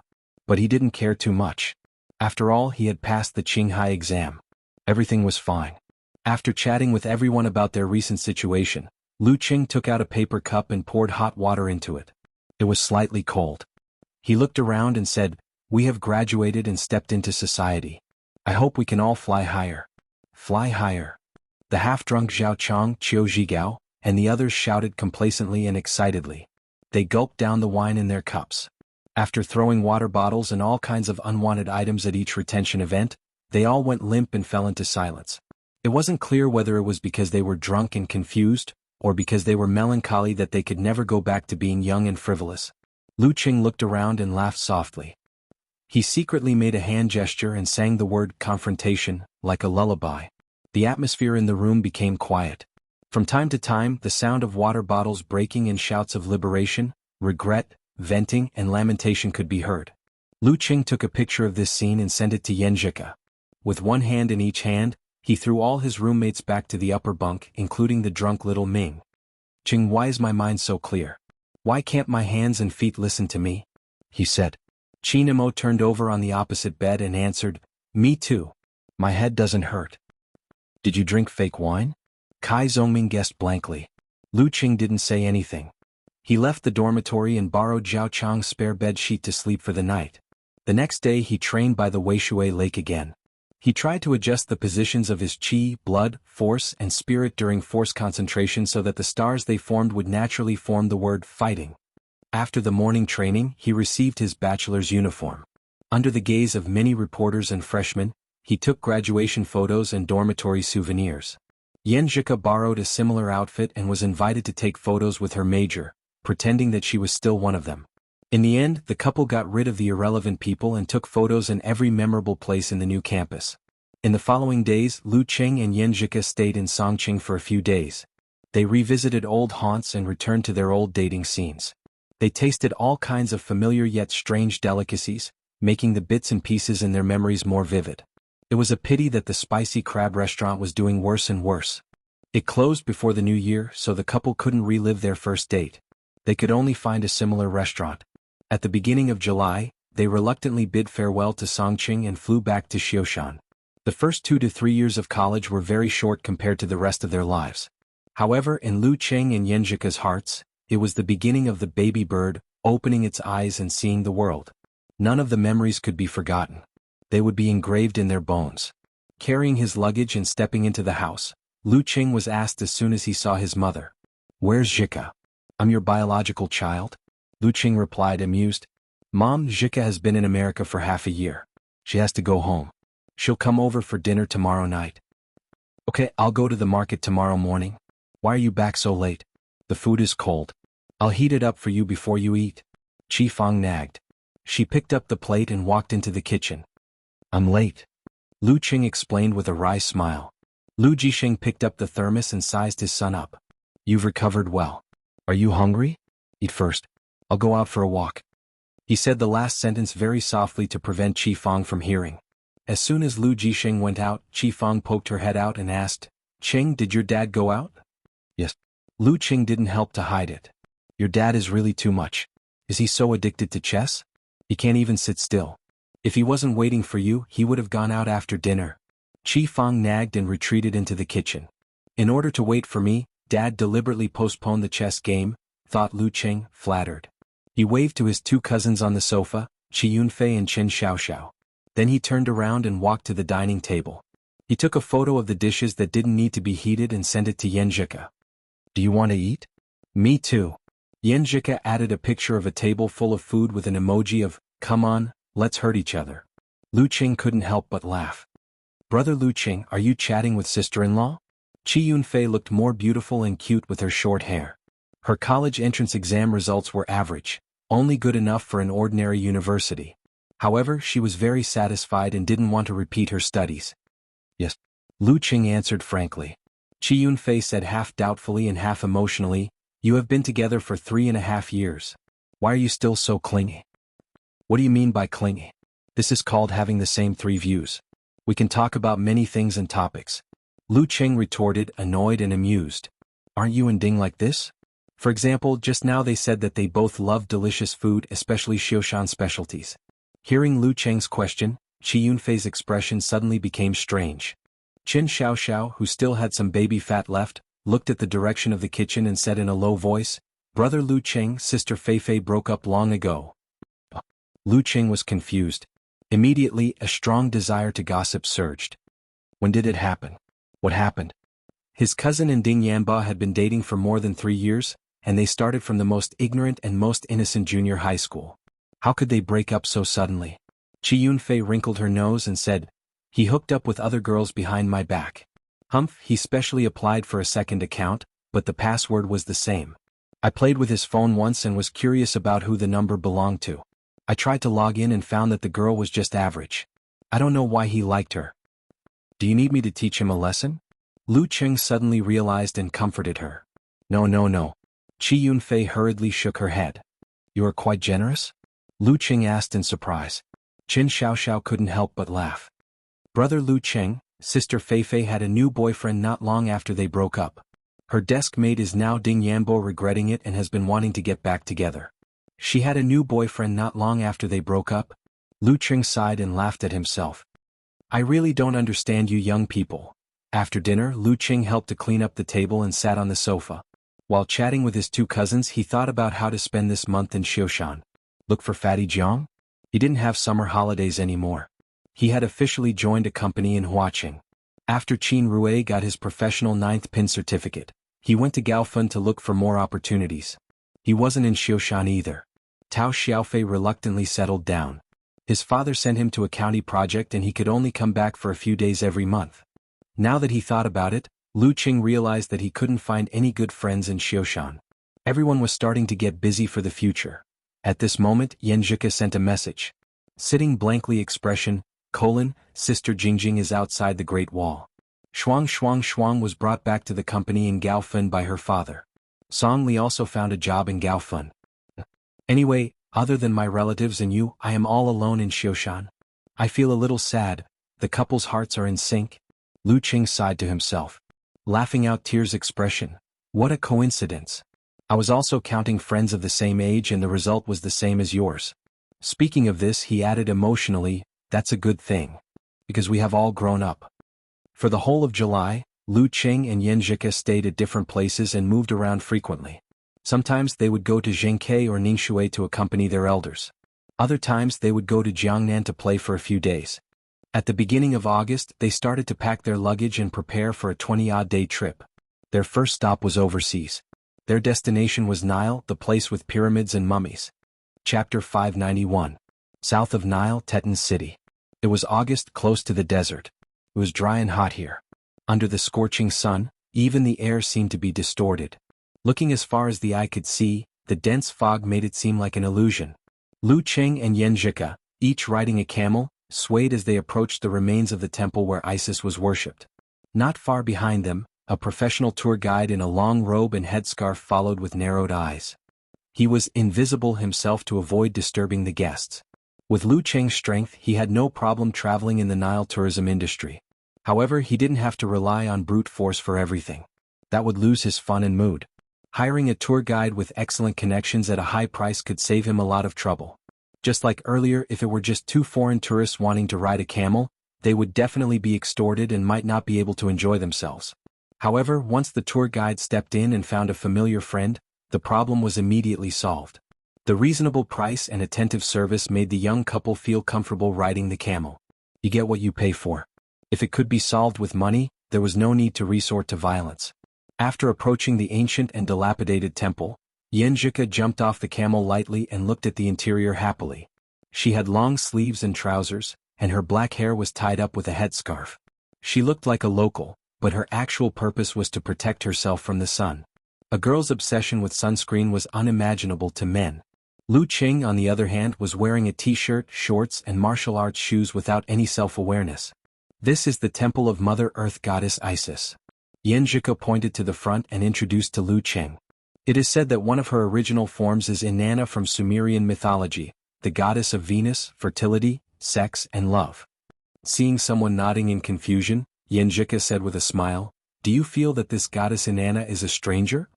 "I think I've heard of her before but also not," Lu Qing replied embarrassedly. "This is a tourist spot added by a fairy at the last minute. I didn't have time to do my homework." "Then I'll change her name and you will be familiar with her." Xianxia pursed her lips and smiled. "What is it?" Lu Qing asked curiously. "Call me Teacher Yen first. Instructor Yen is fine too." The girl turned her head and lifted her chin slightly. Her slender and beautiful neck was faintly discernible under the cover. Lu Qing was amused. "Please give me some pointers, Instructor Yen." "Cough, have you heard of Aphrodite? Venus, have you heard of it? Air. These two names are just the difference between Gu Qinghai's name and Gu Luo's name. Also, have you heard of the Holy Mother?" Xianxia raised her hand and said, "One of their prototypes is Inanna." "She's really something?" Lu Qing was dumbfounded. After showing off her knowledge, Xianxia pursed her lips and pointed at the weathered sculptures, statues and stone pillars. "Come, help me take a picture. I'll ask the tour guide to take a picture of us later." "Okay." Lu Qing took out his digital camera and waited for her to pose. At this moment, a man who claimed to be a staff member came over. He had a unique beard and indicated that he could take a picture of the couple. Knowing that he would be blackmailed if he accepted the offer, Lu Qing shook his head firmly without any hesitation. When Lu Qing pressed the shutter, the staff member suddenly jumped out and was captured by the camera, leaving behind an image. Then he pestered them and kept asking for money in slang English. Although the couple was not short on money, they were not willing to be forced. Lu Qing looked back at the tour guide and saw him walking over quickly. He reached out his right hand and patted the staff member on the shoulder. In an instant the staff member felt cold all over. He felt like he was locked in a cold storage at the edge of the desert during the hot season. He couldn't help but shiver. He wanted to open his mouth but could only hear the chattering of his teeth. He wanted to move but found that his body was stiff and difficult to control. Lu Qing pulled his little fairy away as if nothing had happened and changed their position to take another picture. He also signaled the tour guide to take care of the rest. The tiger on the ground, who always liked to act tough, was frightened by the encounter just now. He yelled that he wanted to call the police but didn't dare to make any real moves. He was easily persuaded by the tour guide. After taking a group photo, the young couple held hands and wandered around the ruins of the ancient temple. They talked and laughed and they were very happy. After visiting the last scenic spot, they returned to the bustling area. Under the tour guide's introduction, they entered a babula restaurant, which was also a special barbecue restaurant. Here they carefully selected lamb legs and other ingredients and applied pepper, salt, and ingredients recorded in their ancestral secret recipe. The barbecue was fragrant and tender. It's not bad. It's different from what we had in Dika. But I'm still a little sick of it. Xianxia looked at Lu Cheng with bright eyes and said in a slightly aggrieved tone, Nile is all barbecue barbecue barbecue. If not, it's just pancakes and bread. Why didn't they develop other methods? China's food culture has a long history and rich methods. Dika was the capital of Nile. It was the couple's first stop upon arrival. They spent 3 days there and saw many ancient relics, pyramids and mummies. That's why we have to lower our standards when traveling. Lu Cheng looked at the girl with a smile and said, we still have one more stop in Nile before going to the grasslands. It's definitely different from here. Yeah. Xianxia's eyes flickered. She chuckled and said, I'm thinking if you were the domineering CEO, what would you say just now? Lu Cheng thought for a while and held back his laughter. I'll contract the kitchen here and make you a bowl of egg fried rice. The eggs must be laid by Xiaoshan's free-range chickens and flown over. Not domineering enough? You should buy this restaurant and fly in a few chefs to make Chinese food.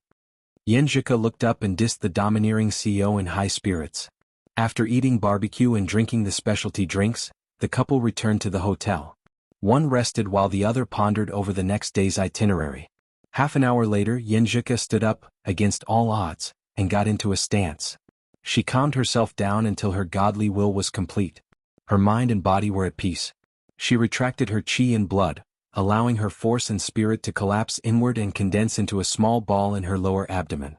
At the end of July, she understood the meaning of retract.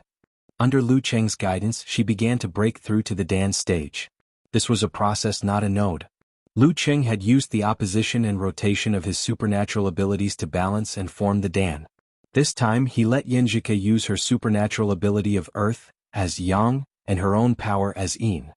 Under the control of her spirit and the replenishment of her chi and blood, they opposed each other, rotated, and balanced. Gradually there were signs of success in the Dan stage. In another 7 or 8 days, the girl should be able to use this method to completely enter the Dan stage. While Xianxia was cultivating, Lu Cheng was not idle either. He pressed his right hand on his wife's back and used the ice mirror to listen to her subtle changes. He compared them with the experience he could recall in order to find the key. Over and over again, even though Xianxia was extremely passionate about her dream of reaching the Dan stage, she still couldn't overcome the exhaustion of her body without using the swordsman formula and the wholeness formula. As the night deepened, she lay on the bed and didn't want to move. I'm sweating all over, she said with satisfaction. But I don't want to move at all. I don't want to take a shower. She just wanted to lie there comfortably and be massaged by Cheng. You'll feel better if you take a hot shower. Lu Cheng smiled and massaged her. Didn't you see the notice from the hotel? There's going to be a power outage later. There won't be any hot water. Maybe there will be a water outage too. No.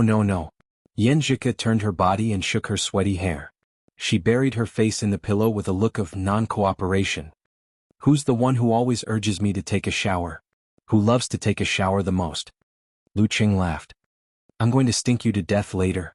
Xianxia replied hatefully. I don't care. I'm just worried that you can't accept it. Lu Cheng laughed and helped his little fairy to turn around. He saw her squinting her dark eyes and quietly observing the outside world. Xianxia pouted. If there's a power outage, you're in charge of the hot water. If there's no water, you'll freeze and turn into water. Aren't you known as a multifunctional household robot? I have to save my ice force in case there's no air conditioning at night. Lu Cheng explained and tried to pull Xianxia up.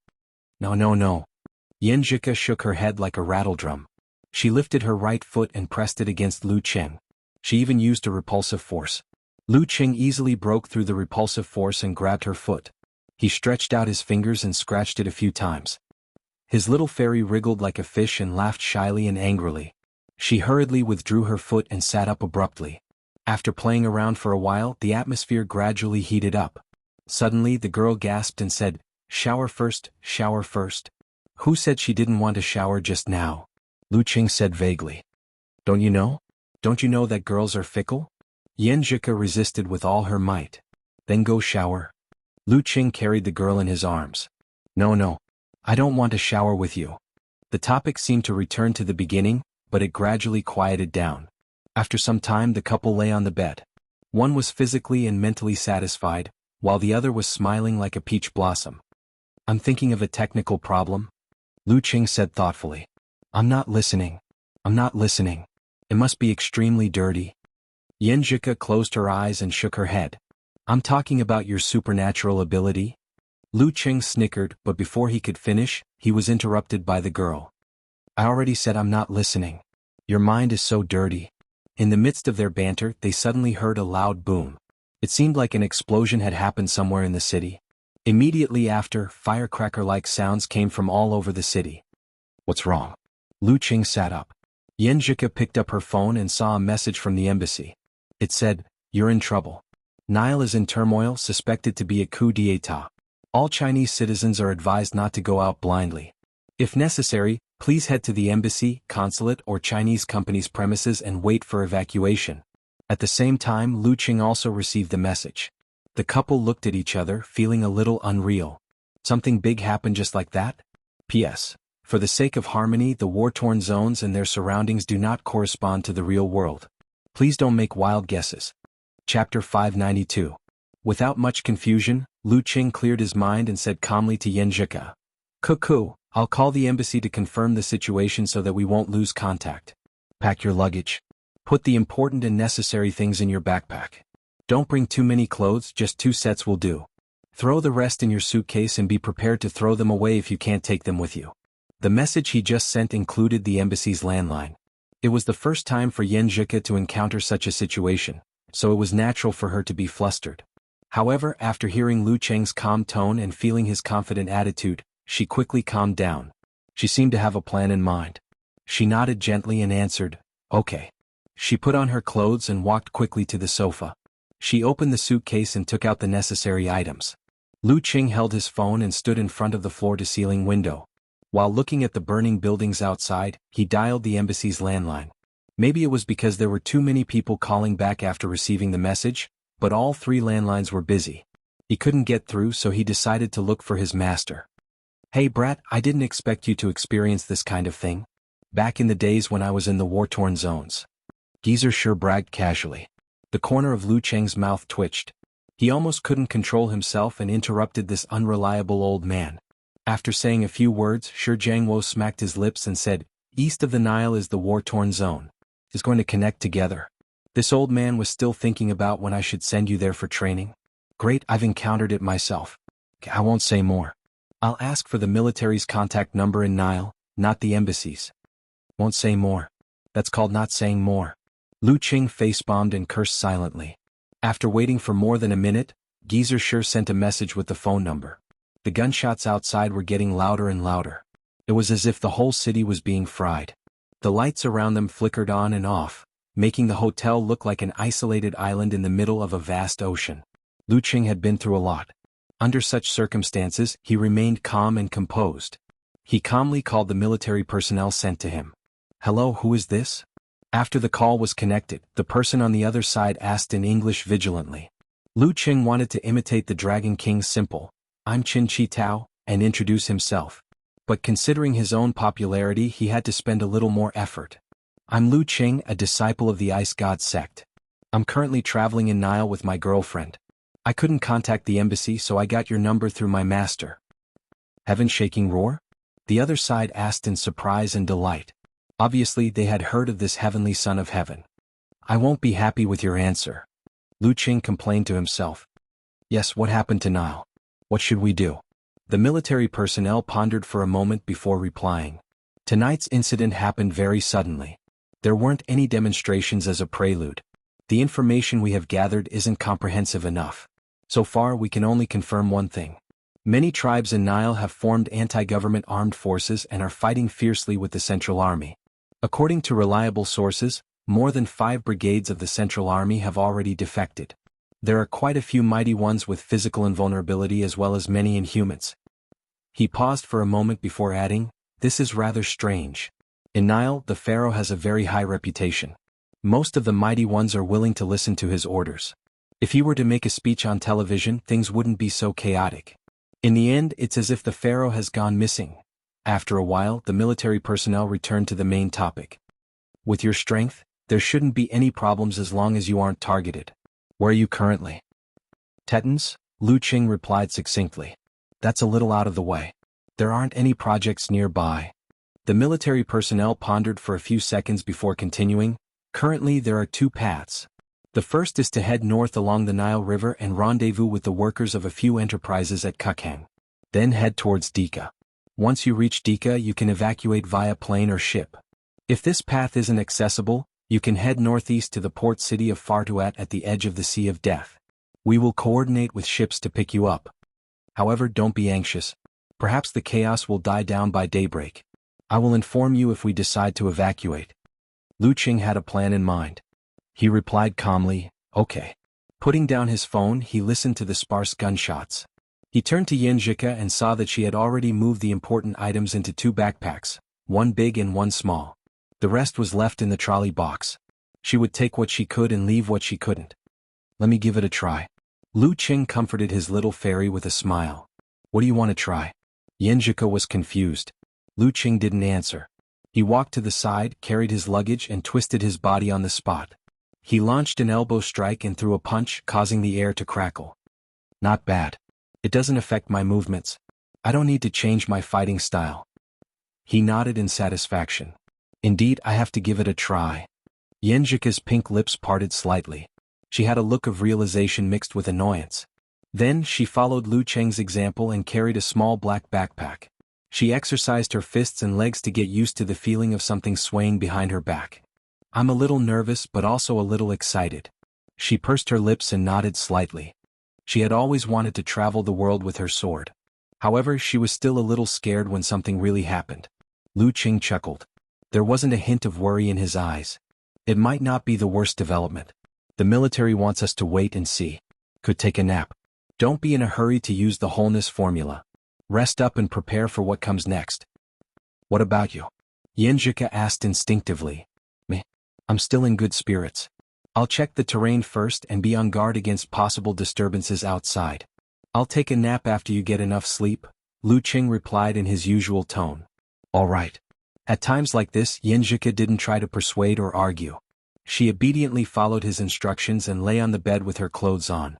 She didn't want to waste time. She closed her eyes and pretended to be asleep. After 2 minutes, she opened a slit and said timidly, "I can't sleep. I can't even enter meditation. My mind is full of messy thoughts." Lu Qing shook his head and chuckled.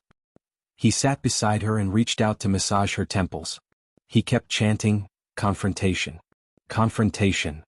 Confrontation." The atmosphere softened and the surroundings became quiet. Xianxia slowly relaxed her tension. Her eyelids started to get heavy. She mumbled, "Qing, I feel like my mother is singing a lullaby to me." "Empress Dowager knows how to sing a lullaby?" Lu Qing asked casually.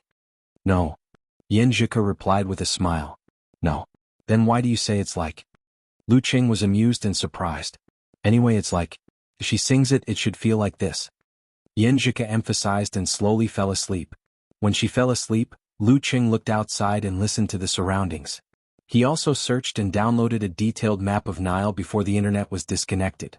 Amidst the occasional gunshots and human voices, he thought of something. He called the hired tour guide and asked him to rent a car. Without the unlimited energy supply of Jindan, using a car instead of walking could effectively conserve energy. This could be the difference between life and death at a critical moment. The tour guide explained that things would calm down soon. Besides, there was no place to rent a car in the middle of the night. He would come with the driver at dawn. At around 4 in the morning, Lu Qing heard noises approaching. The gunshots were getting clearer and clearer. He quickly woke Xianxia up and told her to hurry up and recover. Xianxia's hazy eyes quickly cleared up. She soon looked like she was ready for a battle. She didn't look like she had just woken up. Gunshots approached and glass shattered. Orders and shouts came from the bottom floor of the hotel. Lu Qing put on his backpack and listened carefully. The rebels are looting and plundering. They haven't hurt anyone yet. If we fight head-on, we might become the main target and be targeted by the rebels in the entire city. Xianxia put on her backpack and analyzed. Yeah, we don't have to do anything. Let's hide and figure out the situation first. Luqing looked around and said, when the rebels are about to reach this floor, we'll climb through the window to the bottom. They probably won't come back after plundering this place once. Yeah. Xianxia nodded vigorously.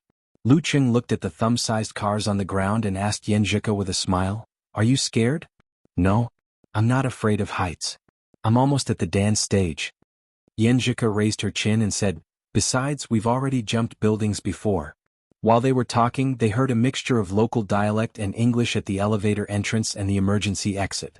Heavy and messy footsteps could be heard clearly. Luqing and Xianxia looked at each other and opened the ventilation window. With a push of their hands, they squeezed out easily and stood on the narrow protrusion. His feet seemed to be embedded in the concrete. He reached out to hold the girl's delicate hand and helped her flip over. Then he held Xianxia's waist and jumped and pressed down, landing firmly on the protruding point of the next floor. He was so precise that there was no error. Xianxia exerted force on her wrist and pushed open the closed window. Under the dumbfounded gazes of the crooked men and women, who were wearing nothing but bathrobes, she jumped in. Luqing followed her effortlessly. He and Little Fairy quickly moved to the lower floor and randomly found an empty room to wait. After more than half an hour, the rebels finished plundering and left in high spirits. They didn't even care that there were only suitcases and no guests in the room. There must be rats who know how to dig holes. It's a little chaotic. Let's go to the lobby to find other guests and see who drove here. We'll try to form a group and evacuate to Kukang as soon as possible. Luqing made a prompt decision. Without waiting for the military's notice. That's what I think too. Xianxia chimed in without hesitation. The two went down to the lobby and saw many foreign tourists gathered. They were frantically discussing the situation and solutions. Luqing was about to go up and talk when he suddenly heard a car coming at high speed. The car screeched to a halt at the entrance. He took a step back and stood in front of the girl. Through the glass, Luqing saw a group of Nile soldiers in military uniforms with guns spread out and seal off the hotel. Why are they here again? He muttered subconsciously. Xianxia pondered for a few seconds and said, this shows that the situation is very chaotic. The rebels and government forces are scattered and have no contact with each other. Those who came later don't even know that this place has been plundered. Does this mean that even if we go overboard we won't be surrounded by a large force? Luqing said thoughtfully. Yes. Xianxia nodded solemnly. At this moment, the hotel door was pushed open. A strong and burly officer walked in majestically, surrounded by armed soldiers. He wasn't holding a gun but a scimitar. After looking around he said coldly, take them all away. Chapter 593. The moment the officer with the scimitar gave the order, the soldiers behind swarmed in and spread out, surrounding the crowd.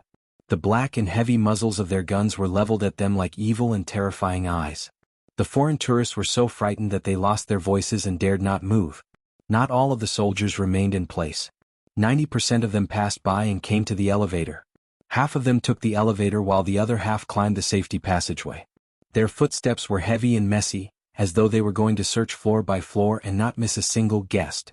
The remaining soldiers each took up a position and signaled the tourists in the lobby to hold their heads and squat down, waiting for them to gather and leave. Seeing that there weren't many enemies left, a blond Caucasian man mustered his courage and shouted, I'm an American citizen. Our consul is rushing over from Kukang. The United States had an embassy and 3 consulates in Nile. Hearing the shouts and seeing that the hostages were eager to give it a try, the officer with the scimitar made a gesture with his eyes. I don't care who you are, squat down.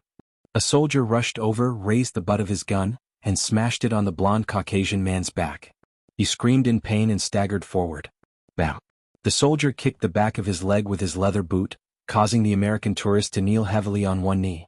Not daring to move, he hurriedly raised his hands to hold his head. Oh my God! One by one the tourists came to terms with the reality. They held their heads and squatted down. Luqing didn't act rashly. To be honest, with his strength he was still worried just now. But now these people weren't enough. But he had to consider Xianxia and the innocent crowd. If he couldn't end the battle in a short time, Xianxia might be implicated. Even though she was almost at the dance stage, she hadn't experienced life and death battles. If she panicked and made a mistake, it would be a regret that could never be made up for. Lu Qing squatted down and took the opportunity to look around, taking in the situation. There are 5 soldiers with guns guarding us. They are spread out so I can't catch all of them in one go. There are 2 soldiers at the stairs and 2 at the elevator. There are another 2 outside the main entrance. As for the rest, I don't know. That military officer has his own way of walking. His combat strength should be on par with the more powerful ordinary Dan stage. Lu Qing thought for a while and said to Xianxia, who was also squatting beside him, "This is different from the rebel army. They are spaced so well that it's impossible to attack 2 of them at the same time. Also, they can easily form a crossfire. They seem to have received formal training and aren't a mob." "I think so too. Did they betray us or did they take advantage of the chaos to do something? It's weird." Xianxia replied in a low voice. Lu Qing nodded slightly and whispered in his wife's ear, "Things are a little strange. We can't follow them. If we get into a situation that we can't solve, we'll be in trouble. Cool, I'll find a chance to attack that officer later. Hide behind that pillar, don't attract attention, and avoid stray bullets." 2. Bye. But, she muttered to herself, "I'm almost at the Dan stage. It's not a problem for me to deal with 2 or 3 soldiers. It's mainly because you don't have experience and make mistakes. Once we leave the hotel, I'll watch over you and you can take your time. Later, if a soldier's attention isn't attracted by me and wants to attack you, the first thing you need to do is to use your supernatural ability to get rid of his gun. The second thing you need to do is be ruthless. Don't think about anything else." This was a precautionary plan. It could effectively avoid mistakes and prevent Ko from being hurt by the gun in close combat. Okay. Hearing that she had a mission and wasn't a burden, Xianxia was no longer depressed. Her fighting spirit was aroused.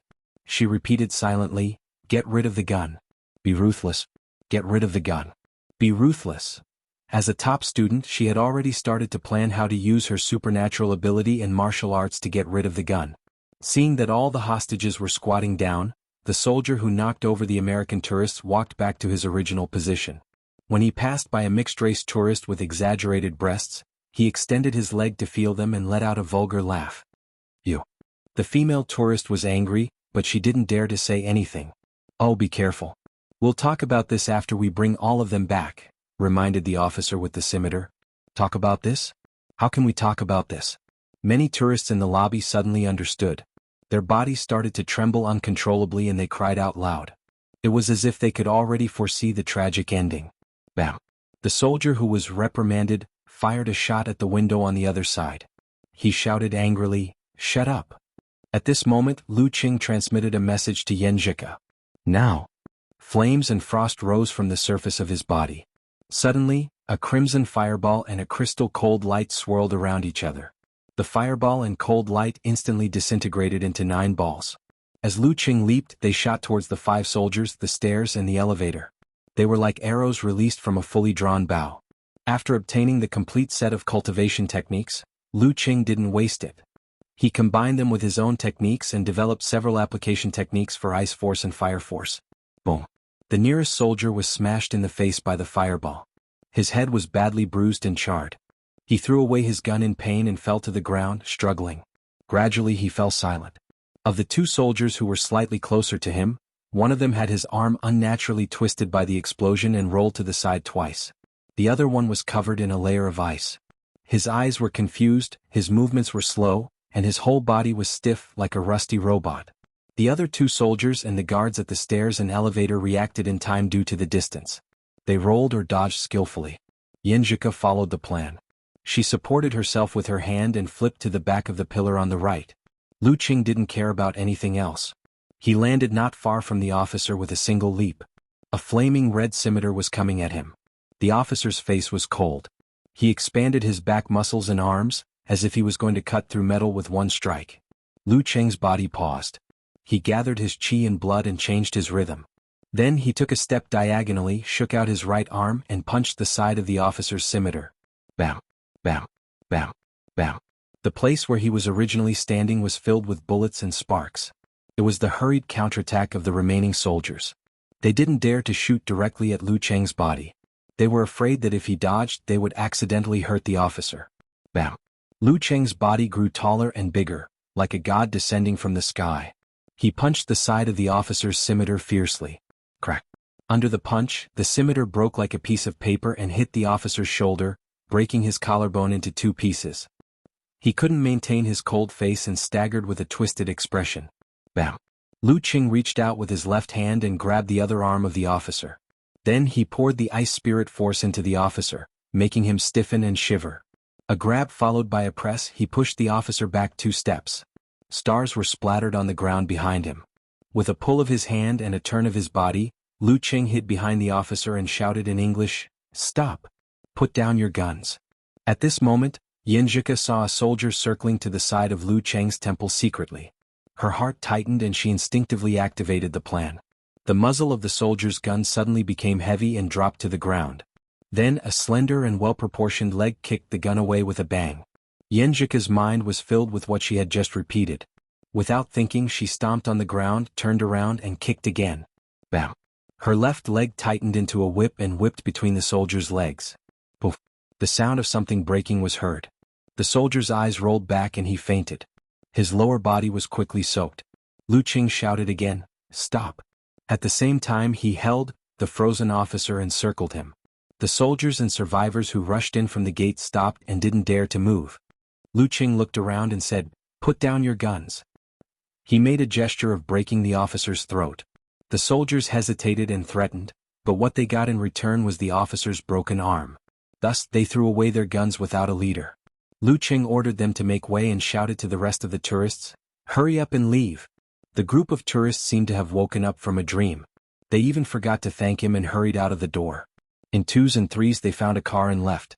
Some of them knew that it was chaotic outside and didn't dare to run around. They gathered outside and waited for Lu Qing and Xianxia to come out.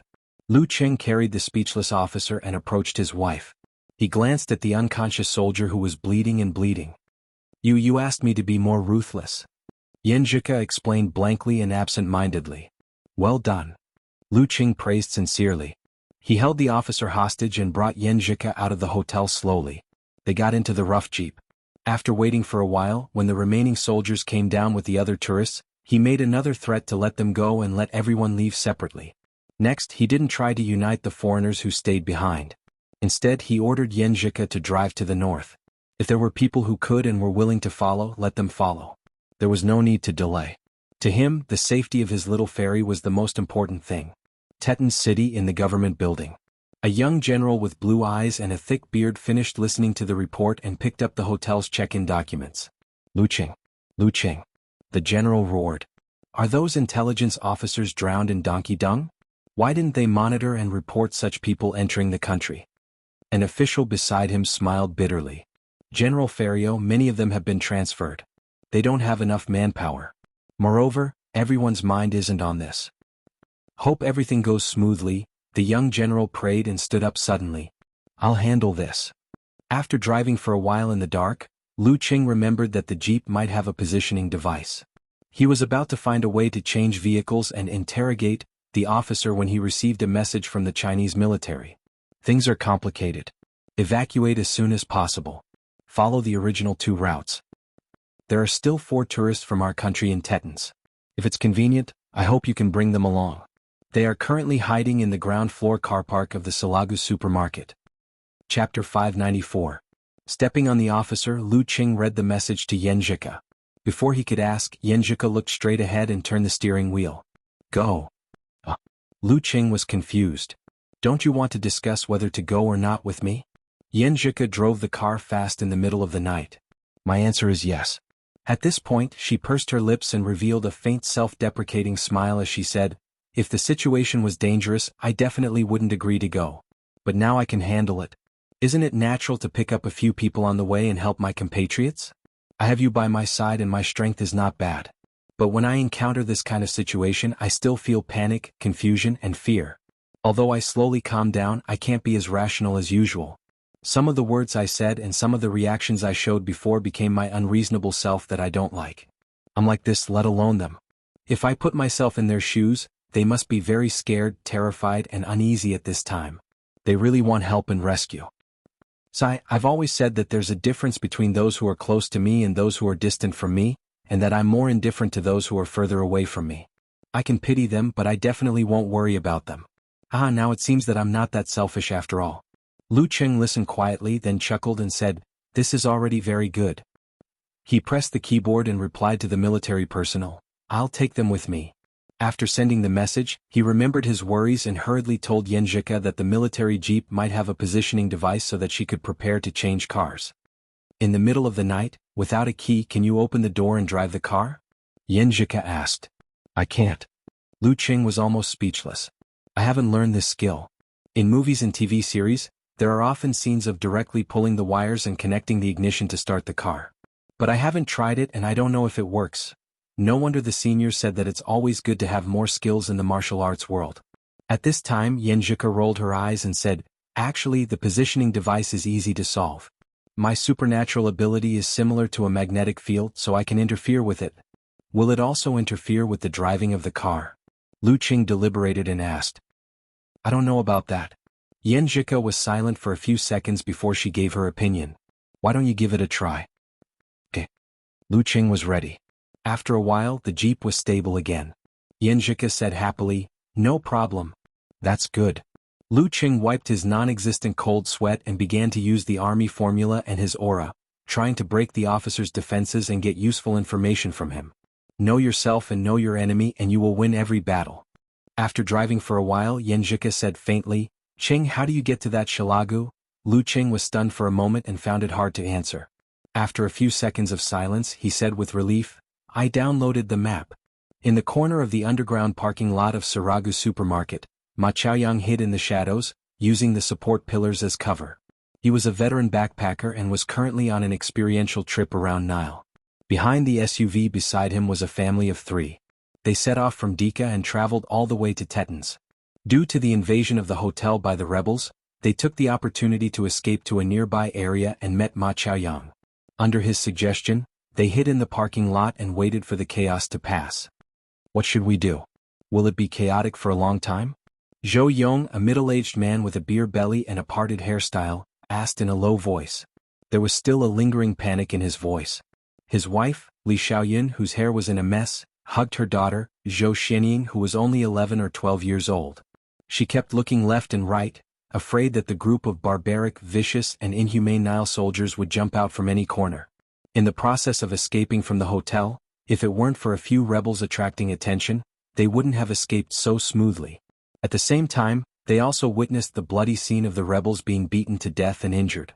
They also witnessed the tragic scene of a few ladies being pinned down and violated by the rebels. Born and raised in a normal and stable country, it was already good enough that they didn't break down after seeing such a scene. They only reacted a little too aggressively.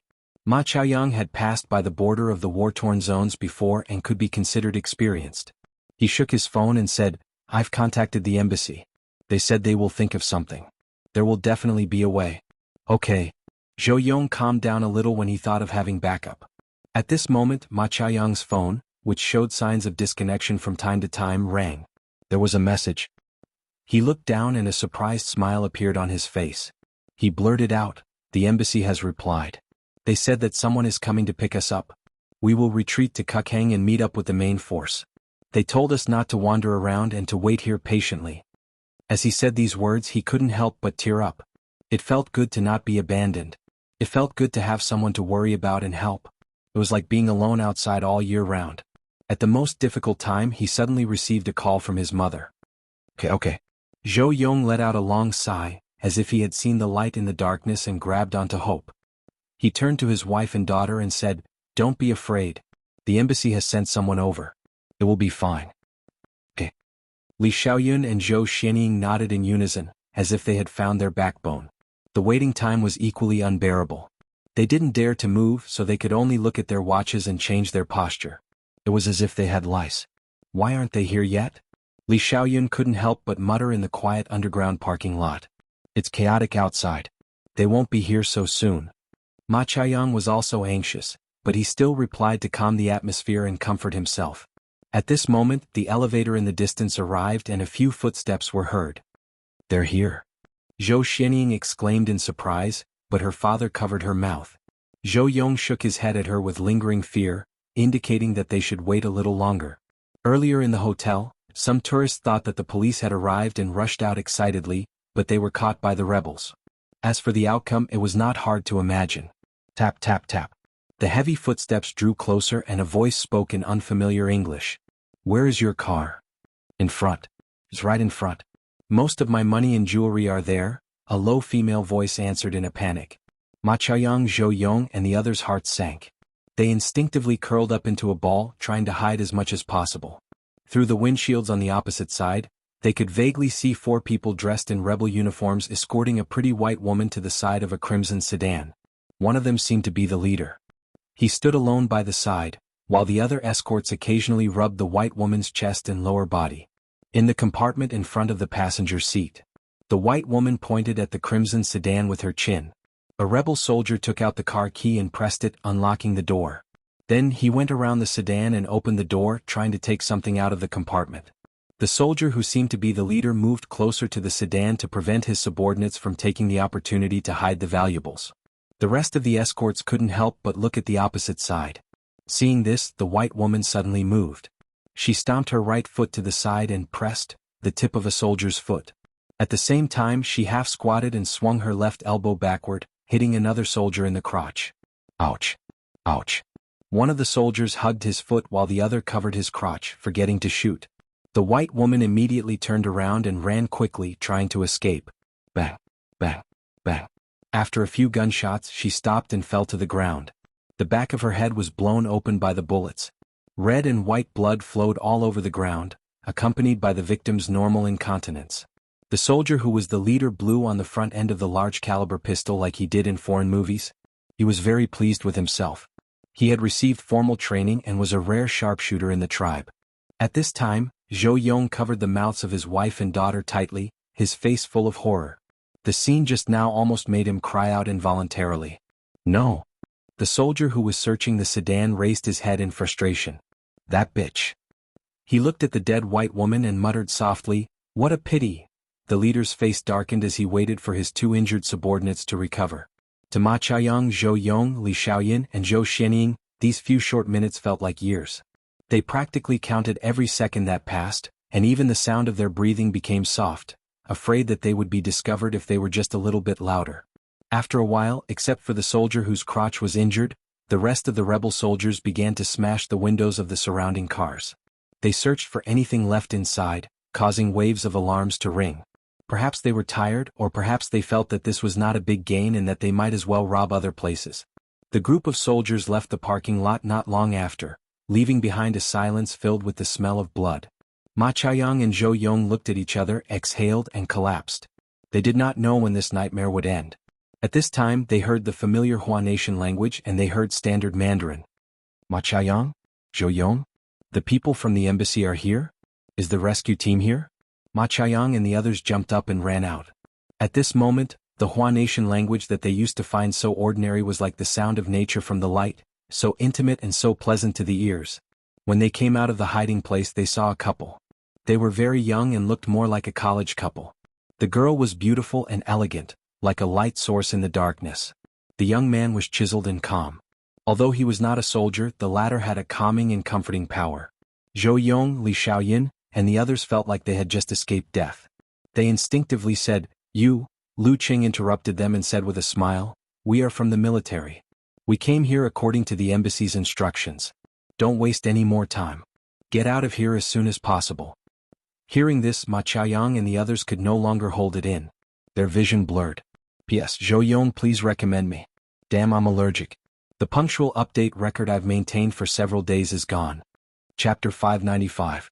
Lu Qing didn't waste any time and asked directly, "Do you have a car? With so many people, it would be troublesome to squeeze into a single jeep." "No." Ma Chaoyang wiped his eyes and shook his head. He was a typical backpacker who liked to hitchhike and ride with the wind. "Our rented car is at the hotel. It's chaotic there, very chaotic." Zhou Yong explained with lingering fear. Before he could finish, Zhou Xianying pointed into the distance and said with a sharp voice, "There's a car there. The keys are on the ground, on the ground." She was talking about the crimson car whose owner had been killed by the soldiers. Lu Qing glanced over and saw the corpse in the half-open car door.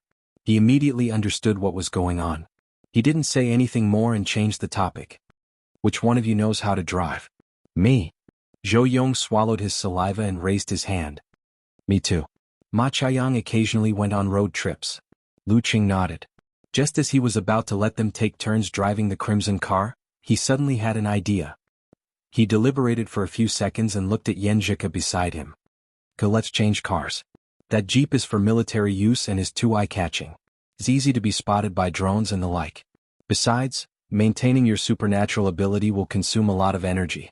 No one knows what will happen next. It's better to preserve as much strength as possible. He didn't say this behind Zhou Yong's back so that they could quickly understand the situation and not make stupid mistakes because they thought they were safe now. Yeah, that's what I thought too. Xianxia's eyes turned up. Let's all squeeze into one car. We can barely fit in now. One car is more flexible and we won't have to wait for this and that and waste time for nothing. Okay. Lu Qing nodded in agreement and ordered Ma Qiayang and the others to get in first. He himself returned to the jeep and knocked out the officer who had nearly lost control of his bladder. This seemingly cold guy had already broken down under the continuous assault of Lu Qing's army formula and his own aura. He told them everything he knew. He belonged to the local government forces and didn't betray them. He was assigned by his superior to lead his direct troops to the hotel to hunt down foreign tourists. Regarding this mission, the instructions he received were, don't worry about international repercussions. Shoot when you need to shoot, kill when you need to kill. Both Lu Qing and Xianxia could smell the strangeness of the car, so it was natural for them to change cars. No matter what Nile is up to, the most important thing is for us to safely evacuate. After he was done here, Lu Qing came to the crimson sedan. He saw Zhou Yong, Ma Qiayang, Li Xiaoyan, and Zhou Xinying were all tactfully squeezed in the back row. No one dared to go to the front. The scare and ordeal just now had made them dumbstruck and obedient like quails. The little girl was sitting on her mother's lap on the far left. Zhou Yong was in the middle and Ma Qiayang was on the right. Xianxia had already gotten the key and started the car. Lu Qing glanced around, picked up 2 shells and sat in the passenger seat. After he put down his backpack, Xianxia glanced at the map on her phone and said, from here we can go north to Route 76. It goes all the way to Xuanhuan. It's the shortest and best route for us to retreat to. However, I'm worried that too many people will take this route and will be intercepted or robbed by a large force. I want to take a detour and take Route 63 to the east. After leaving the city, turn to Route 92 and enter Route 76 at Pori town. That's already quite far from Teton City, so there shouldn't be any problems. If we receive any bad news on the way, we can still easily turn from Route 92 to Route 71 and head to the port city of Fartuat at the edge of the Sea of Death. While driving here, she had already thought about the route of retreat. Lu Qing thought for a moment and gave her a thumbs up. Not bad. Let's do that. Xianxia, who was praised, felt more confident and calm. She drove the car smoothly on a dark and narrow road without any street lights. The surrounding buildings were sometimes tall and sometimes short. Occasionally, gunshots could be heard. Sometimes, flames could be seen. It made one feel the existence of chaos and the beauty of peace from the bottom of their heart. There weren't many cars on Route 63. The girl, who couldn't help but exceed the speed limit, put her skills to good use. It was as though she was driving a crimson bolt of lightning. Lu Qing glanced at the rearview mirror and saw quite a few cars following them. These were some of the foreign tourists in the hotel. In times of crisis, they chose to follow the strong because the embassies and consulates couldn't take care of them for the time being. In times of chaos, this was the instinct of living things. They'd become a motorcade. Xianxia also looked into the mirror and said with a smile and a sigh, I don't have a choice. I can't just go down and release a blast of Emperor Yen force to stop them from following us, right? Lu Qing sighed as he rolled the bullet shell he picked up earlier between his fingers. He couldn't be that cold and heartless. He didn't have the heart of stone. It's nothing. It's only a 3-hour drive to Xuanhuan. That's a big city. There will be aid from their country there, said the girl calmly as she looked straight at the road. Just as she was about to drive out of Tetons, an obstacle suddenly appeared in front of them. A team of soldiers was setting up checkpoints to check. What should we do? Asked Xianxia instinctively. Li Xiaoyun and the rest in the back suddenly tensed up. Lu Qing said with his usual expression, roll down the window. Don't stop. Charge through. Okay.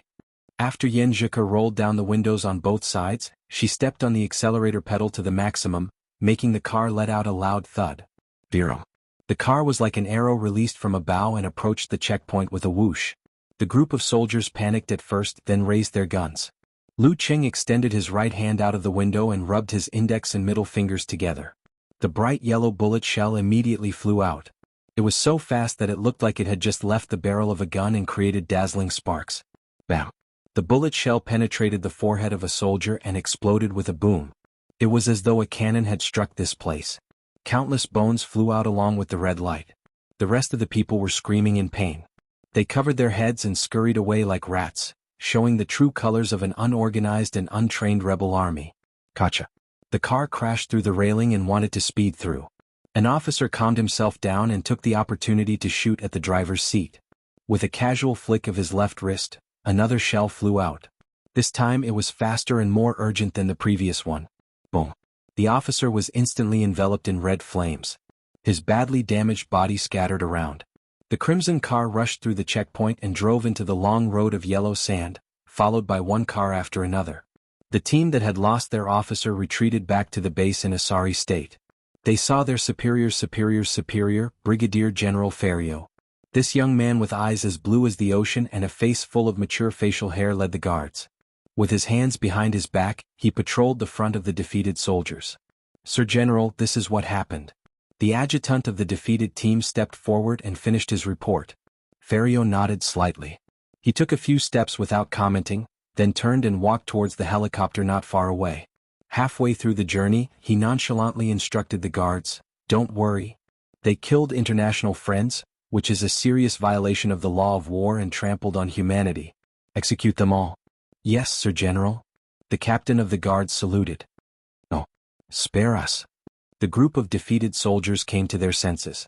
Screams and sounds of machine gun fire filled the air. Ferrio straightened his back and got on the helicopter. He clenched his fist and said, "Let Tumu fly to Route 71. We will head to Bori Town and wipe out that accident completely." "Yes, sir." The captain of the guards replied loudly. The crimson car sped through the sky. The outline of the town was faintly discernible. "We're almost there," Li Xiaoyun said happily. They would leave the dark city of Tetons after this. A few more minutes. Ma Chaoyang stretched his neck and realized that his phone had some signal again. He quickly refreshed the message.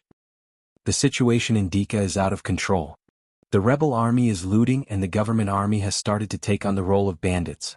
They killed many tourists. A new superhero has appeared."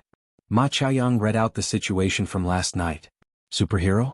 Lu Qing asked in confusion. "Isn't that an American trait?" Ma Chaoyang explained, "It seems that an American tourist was brutally murdered, and this angered a strong man who was traveling in Nile. He took revenge on the government and the rebel army in the form of a superhero. He killed one of their generals, the real generals, Kafir and Mutheo. He called himself Dark Knight Bat." "General? The real generals?" Lu Cheng and Yanzhika looked at each other, their eyes filled with shock and astonishment. Excluding the promotion of the command system in Nile, general was synonymous with terror grade and physical invulnerability grade. Judging from Ma Chaoyang's tone, he was obviously referring to the latter. 2 physical invulnerability experts had fallen? In just one night, the coup had led to the fall of 2 physical invulnerability experts?